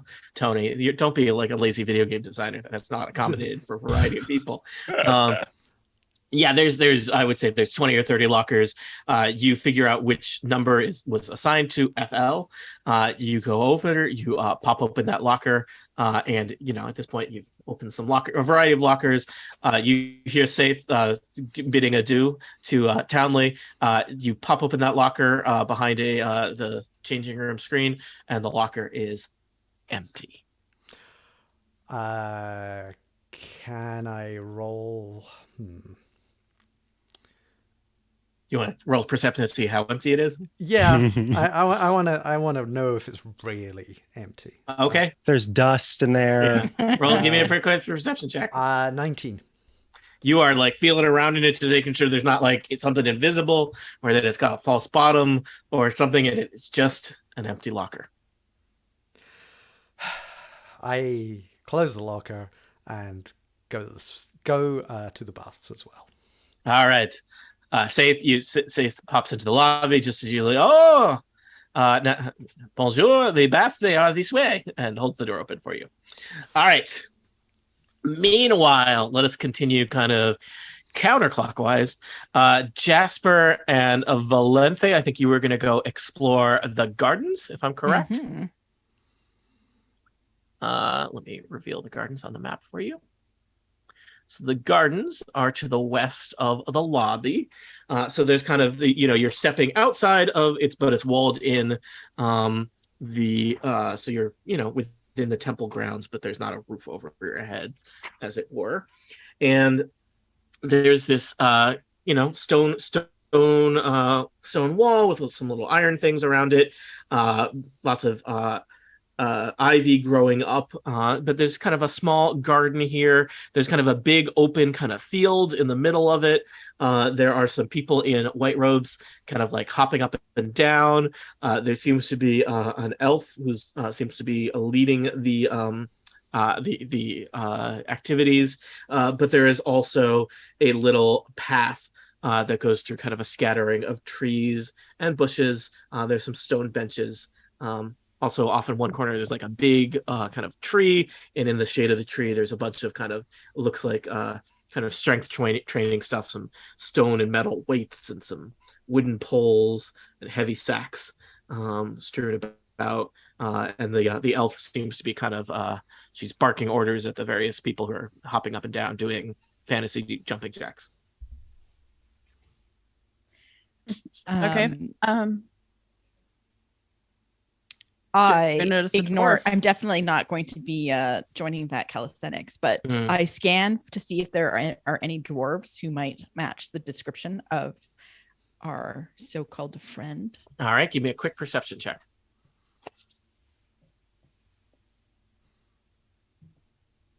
I got a 9. I got a 23. 23. Oh, nice. You're not sure, Jasper, but looking at them, you see that it looks like it's a mix of humans. They all look look like they're probably in their early 30s. They look like they might be, I don't know if they're related, but maybe at least from like this, they look like they're a group. The elf, I am now hearing the weird Zoom bits, but I don't know if I can do anything about that. The elf looks over at you, Jasper and Valente, and says, "Hey, new people, you're late. Get over here. Get in line." I nod politely. Thank you. But I do nothing. The elf, she's kind of she's kind of big, broad-shouldered for an elf. She's got kind of auburn hair. I think I have a picture of her. So she kind of rolls her eyes and says, "Whatever." And you are free to walk around the garden if you want. Since we are here, I then asked Jasper to show me the kinds of plants we might need for my Do I face notice? balm. Do I notice any here? There's a bunch of plants and bushes and shrubs that seem perhaps specifically planted here for their medicinal properties. So yeah, it seems like there are some things that would be a variety of use here. I point some out. Yeah, and I quietly like steal some, but I try not to let even Jasper see because I feel like as a monk, she probably wouldn't approve of my thievery. The perfect mark. This one's good for anti-inflammatory things. If you get any redness, especially after exertion, it'd be really good for that. Cool. But while I'm doing this, I'm also taking the opportunity to kind of look around and see if, like, not that I have a lot of experience with spas as a monk, nor but like, does anything, or as a human, but does anything look unusual or amiss? Does anything stand out as just like? Mm-hmm. Give me a perception check or a nature check, maybe even. My perception is much better than my nature, so I'm gonna do that first. 27. You are looking around when you notice that the in the corner of the south west corner of the garden, there's this really big tree with a bunch of equipment under in the shade of it, and that tree kind of moves in a way that is strange to you. And I'm going to tell you, you recognize that this is an awakened tree, which is a sentient tree. Like I could talk to it type sentient tree? Yeah. It is a tree that somebody has used magic to make it, it started life as an ordinary tree, but has been given sentience and even mobility. It's unclear whether it talks back to you, but you believe it could understand you. All right. Cool. I don't know if I want to say anything to Valanthe because, like, I'm still making my mind up about her. But sure, you're not tree friends yet. Yeah. Like, but she was nice and paid for me to come in, and I feel like, she's vain, but at least I know what to expect from her. And I appreciate that about a person. So, so like, I'm going to kind of make my way over to the tree and just kind of check it out more closely. Okay. The calisthenics class seems to be wrapping up. The guests look all just completely sweaty and messy. And the elf is like, all right, you bums. Hit the baths. We'll do this again tomorrow, and I'm not going to go as easy on you next time. And that the four humans kind of sheepishly wander off back into the lobby. So it's Valenthe and Jasper and a tree and an elf in a garden. I'm following Jasper because I feel like I might be still learning from her, and maybe there's something on this tree I might need to pick leaves from. Mm-hmm. Okay, Jasper, you're approaching the tree. I'm just gonna talk to the tree. Hey, tree, how you doing? One of the smaller branches, kind of gently waves back at you. Maybe it's the wind. What a lovely spot! It's so nice that you can provide shade for people. The tree kind of just seems to kind of like it's almost like it's stretching the leaves and the branches just kind of reach a little bit further out into the sky, soak up the sun, let the shade and the cool breeze flow over the garden. I'm gonna look at Valanthe to see if she seems to be noticing. Yeah, like with your tree. Should I do like a perception check? Sure. Or something to see if I notice. You notice Jasper talking to a tree. That's for yes, but I'm like, I got a 23. So the tree seems to be responding to Jasper. I don't know if you know about awakened trees, but seems like Jasper and this tree have a relationship, or at least having a conversation. Very good friends. Sorry, I don't know. Look, I don't know trees. I don't know spas. Well, everything in this adventure is made up. None of this is real. I say to Jasper, is this tree alive, like responding to you? And I don't pick any leaves off of it because I'm not heartless. I'm heartless, but not that heartless. You don't want to get caught. I think it's sentient. I just don't know. I don't know what that means for anything.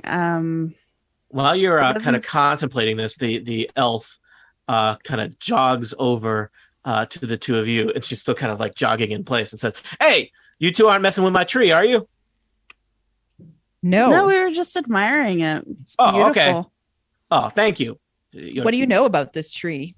Oh, this is Willow. She helps me out here. We take good care of each other. She kind of elbows the tree in the trunk.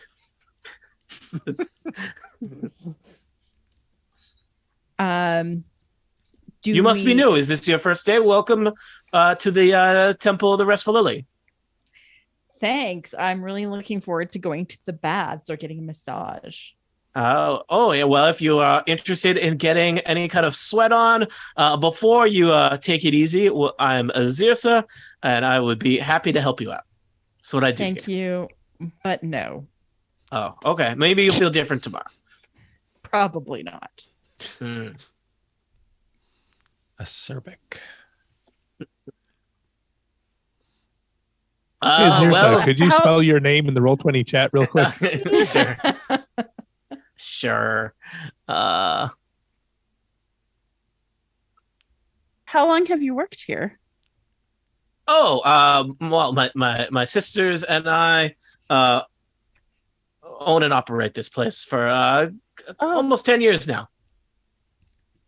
And has Willow been here the entire time that, like, did you plant Willow when you oh yeah, took over Willow the spot? was I thought, it's kind of me over here in the garden. I like to have some company. So yeah.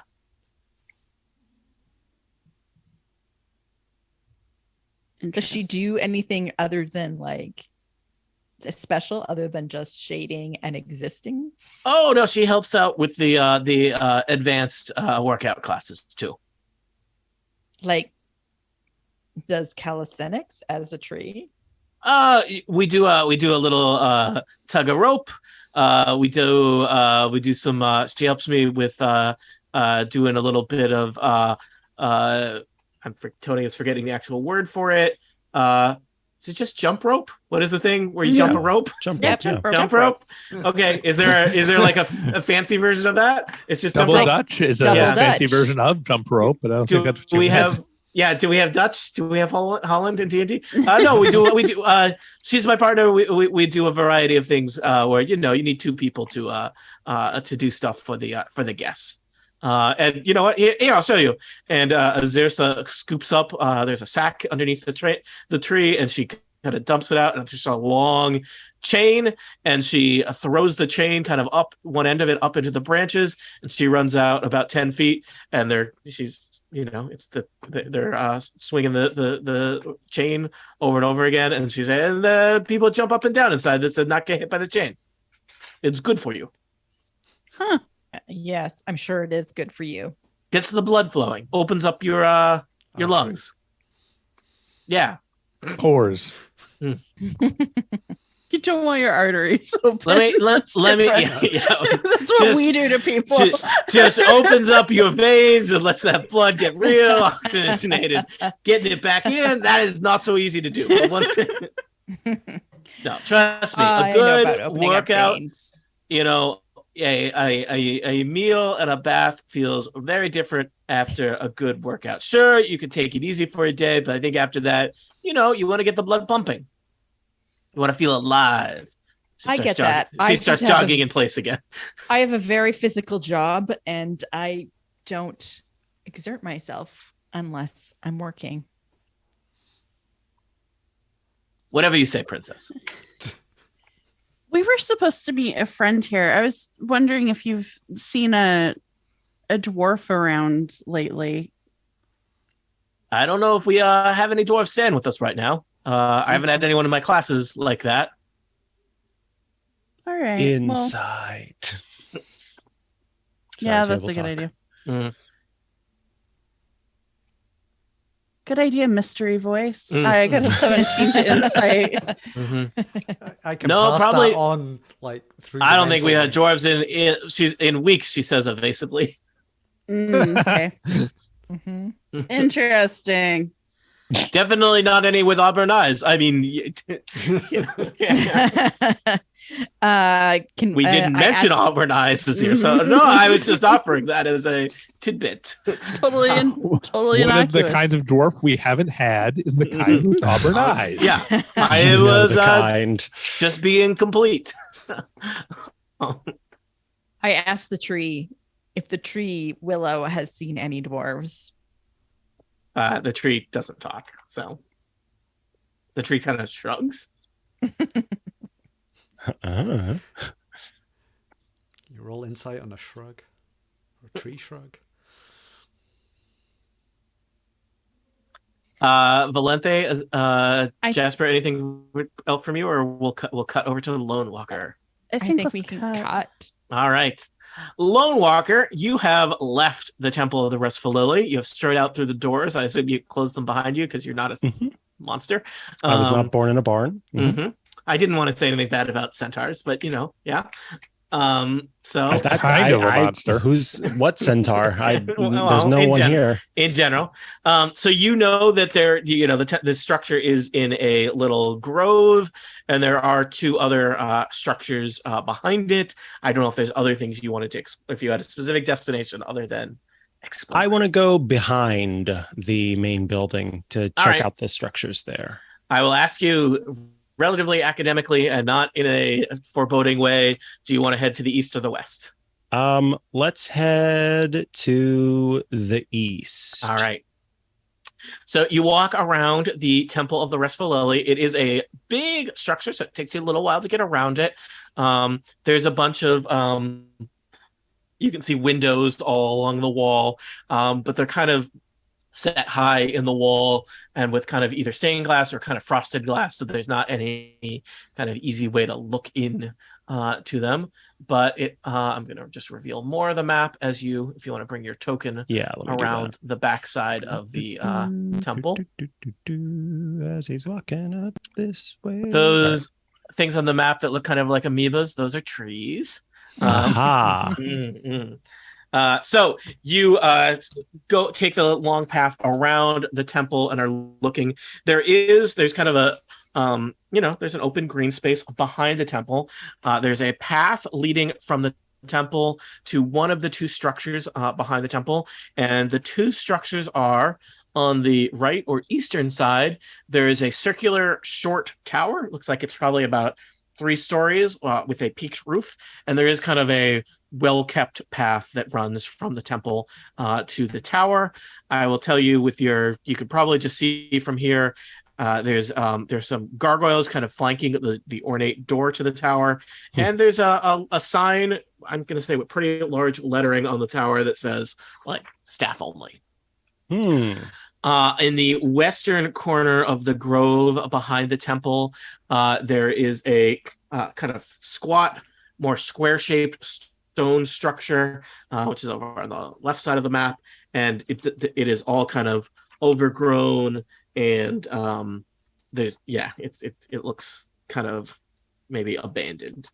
Interesting. Yeah. Okay, Lone Walker first is going to step off the beaten path and start to make his way.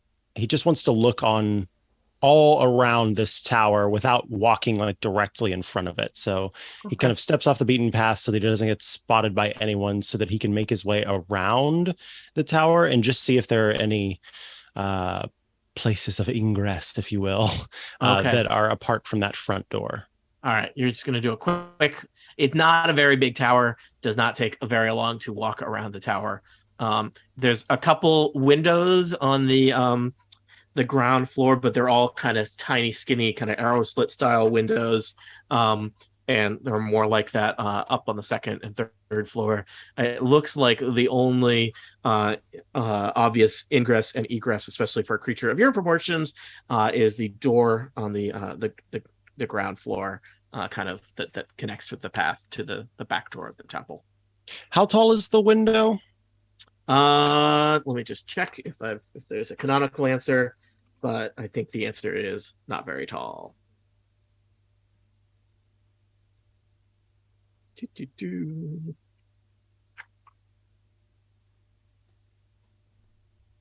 I had a specific description of the windows, but I am not seeing it. Yeah, I think they're small, kind of arrow slit style windows. Okay, so arrow slit, so not glass or anything in them. I think they have glass in them, like frosted glass, but I think it would not. Yeah, I think a creature is not climbing in and out of them. Okay.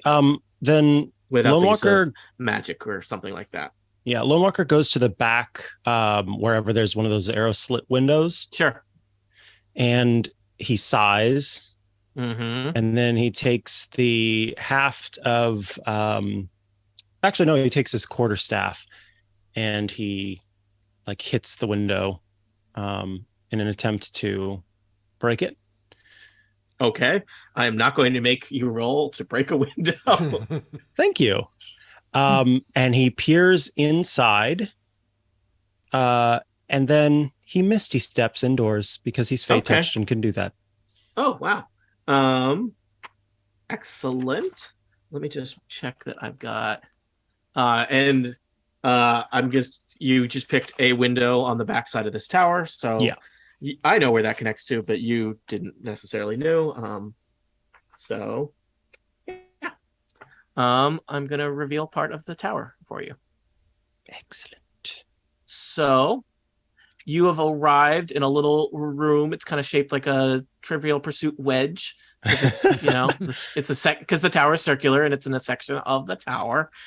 There is one door off of it, which seems like it leads, if not to the room that the front door opened into, it's certainly in that direction.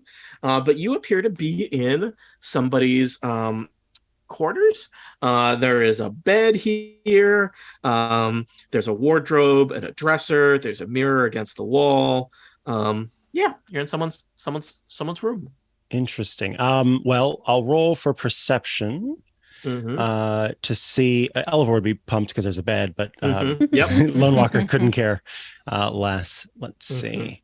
For searching the like bed area and the little table next to the bed, I rolled, that would be, where is my 10. You are looking around. The bed has very fancy silk sheets. There's some clothing scattered on the floor. But looking, you open up the bedside table. There's nothing exciting here. There's a little unlit candle that's about half melted down next to it. Yeah, that's what's in and around the bed. Okay, and then I will check that. I can't remember what you said the structure was. There's a dresser, yeah. Okay, or wardrobe, dresser. I should say. Let me do. Oh my God! Why do I keep using these D&D Beyond rolls? I'm sure I didn't find anything with a 4. I mean, you open up the wardrobe. There is even with a 4, it's not hidden, so it's not gonna, What catches your eye is a shiny suit of armor that is like, basically filling the entire wardrobe. Wow. So I guess I would have some knowledge of armor as a heavy armor wearer. Yeah. Could I be able to tell perhaps what race would wear this armor, or some semblance of understanding like this was not a goblin's armor or something like that? Give me some kind of roll, perception, maybe history, something like that. But and I would say you have advantage on this because of your knowledge of arms and armory. Sweet. I'll definitely take the first roll instead of the second one because that was a 1 the second time. So 16. All right, you are looking at it. This is a set of scale mail armor, so this is pretty serious armor for some kind of warrior. You're not entirely certain what type of creature either created this or wore this, but what immediately catches your eye, it seems humanoid, seems too tall to be a dwarf. I feel like that was your first question that you were going to ask. Yeah.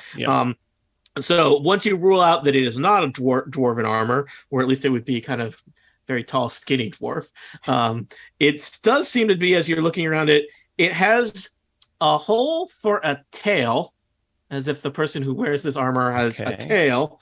And then as you're looking around, behind the armor is a pair of kind of fancy looking short swords, and they are inscribed with a language. What language does Lone Walker speak? Lone Walker speaks Common, Elvish, and Giant. These are inscribed with a language that you do I don't think you recognize, or at least certainly not one you speak. Give me a quick history check to see if you even recognize what the language is. I can do that. That is a 10. You think it might be infernal. Oh, okay.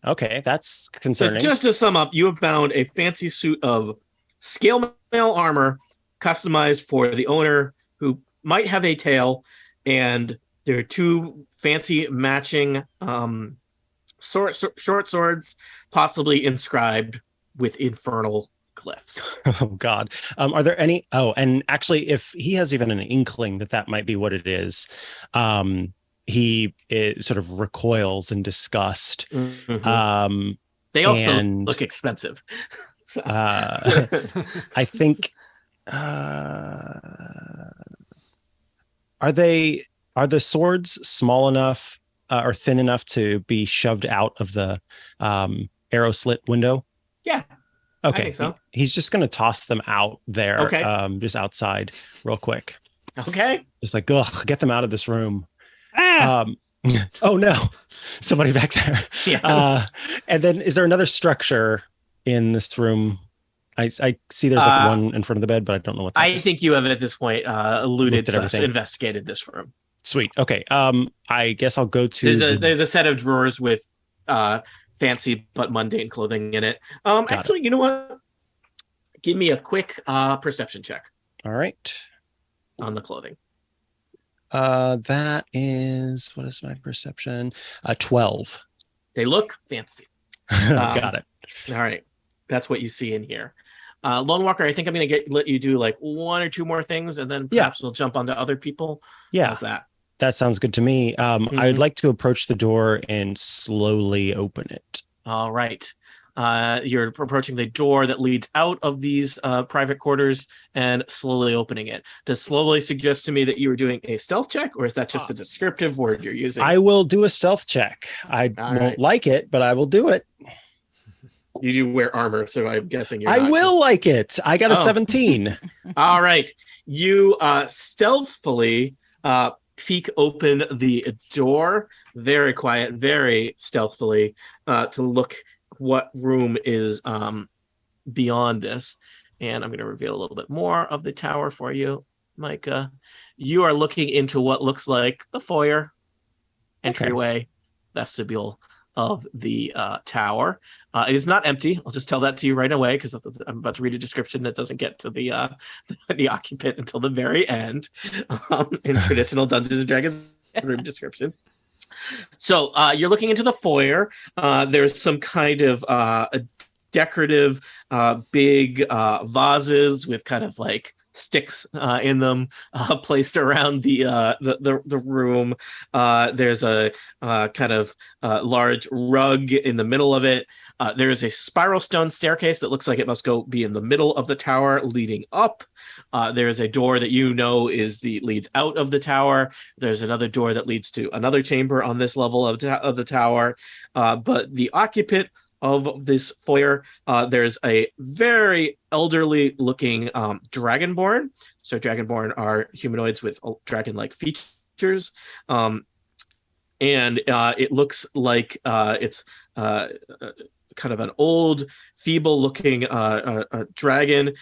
And she is dragonborn, not dragon, old, feeble looking dragonborn. And she has a broom, and she is like sweeping the foyer, but just kind of like, it's just like a really sad, like, not like, she looks just kind of so thin and weak that it looks like she is like barely able to hold up the broom, but she's trying to sweep the room. Wow. Okay, Lone Walker is going to sort of stumble through the door purposefully, and then he says, I should not be in here. Please show me the way out. The dragonborn, let me just make sure. I think I have a description of the dragonborn in case that's a great war cry, by the way. I do not belong here. So in case it matters to you, Lone Walker, This appears to be a dragonborn. Dragonborns have different types of dragon ancestry, as cued by the color of their scales. This dragonborn shows they have very kind of golden scales, suggesting that they come from a gold dragon. Aren't those lawful good? They usually, usually. So cool. So the dragonborn kind of goes and kind of nervously gestures. She just points at the front door of the tower. Thank you. I should ask, despite or other than my moment of fright there, are you okay? Please leave. I don't want to get in trouble. Very well. And he does. Okay. And Lone Walker strides out the front door into the yard. Does he even turn to look over his shoulder at the two gargoyles flanking the door to the tower? I don't think he does, because a staff member pointed him the right way, so he's hopeful that he can just make his way back. All right. And you did throw two swords out the window into the backyard of the tower, correct? I did do that thing, yes. Do you There's care a about maintenance worker with two swords sticking out of his back, still ripping it along? No, I think crud, because I broke the window. You break a window. Okay. I think then maybe the last thing I'll do window broke by the swords trying to escape. We don't know what happened here. I think the last thing I'll do, I know we need to move on from me, is Lone Walker starts to make his way to the back to handle the swords. Yeah, I'll say that you can, and maybe you take the long way around to avoid walking directly to them, but whatever. You make your way back there, grab some swords, and we'll figure out what you're going to do next. Let us go back to Townley for possibly our last check-in of the event of today's session. Townley, you and Nyasa are in the baths, luxuriating. Other than luxuriating, is there anything you'd like to do while you're here? I had also thrown off my robe and strode confidently into the waters. Okay. Because I know how a bath works. I'll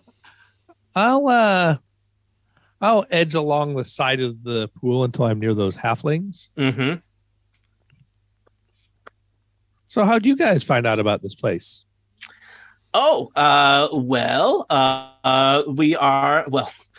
We're scouts, so we know a lot about a lot of things. I'm Unrock.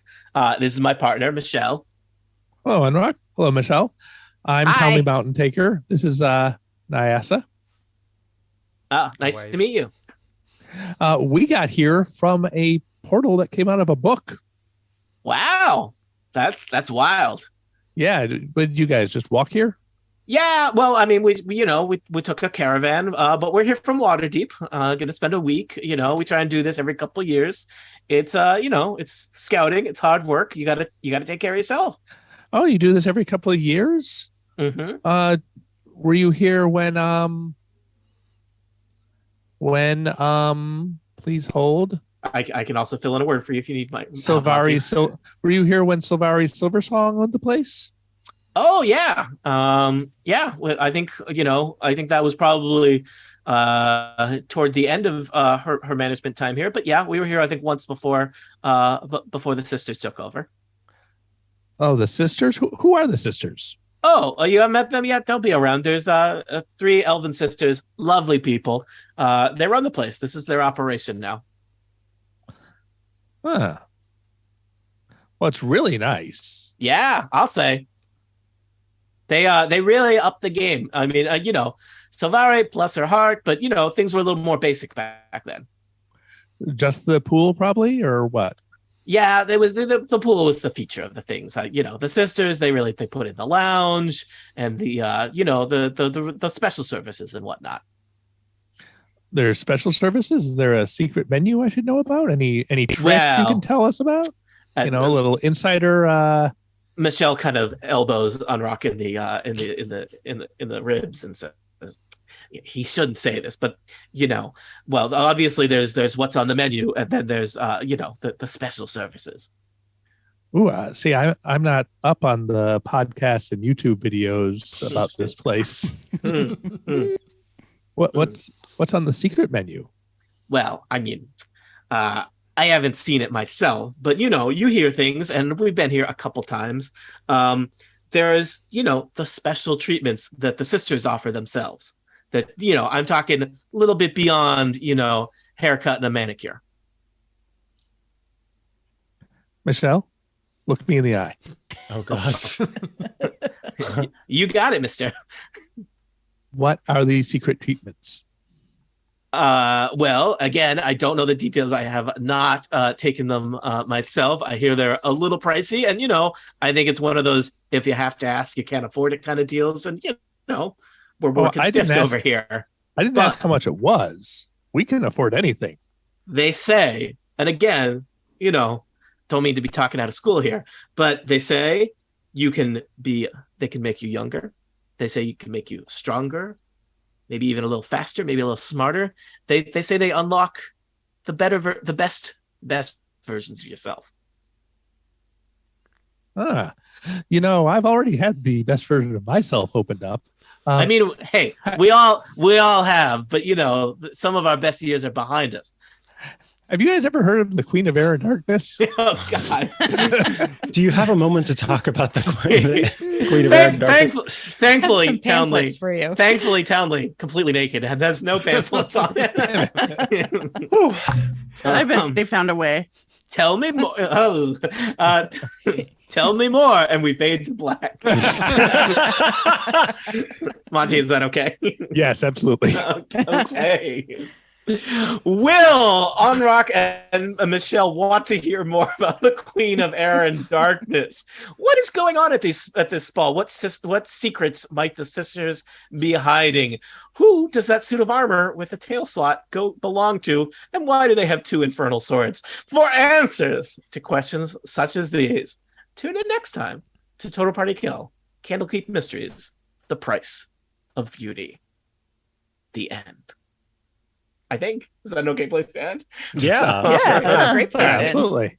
Fade to black. Fade to black. Well, players, I think this is kind of fun. You have played 2 hours of Dungeons & Dragons with no combat, which I always think is kind of unusual / fun. And it's not even like there's going to be combat next time because there's some cliffhanger.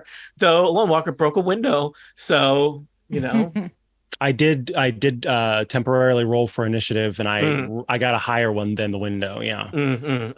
So take that, Windows. It's terrible that somebody would commit crimes on a property like this.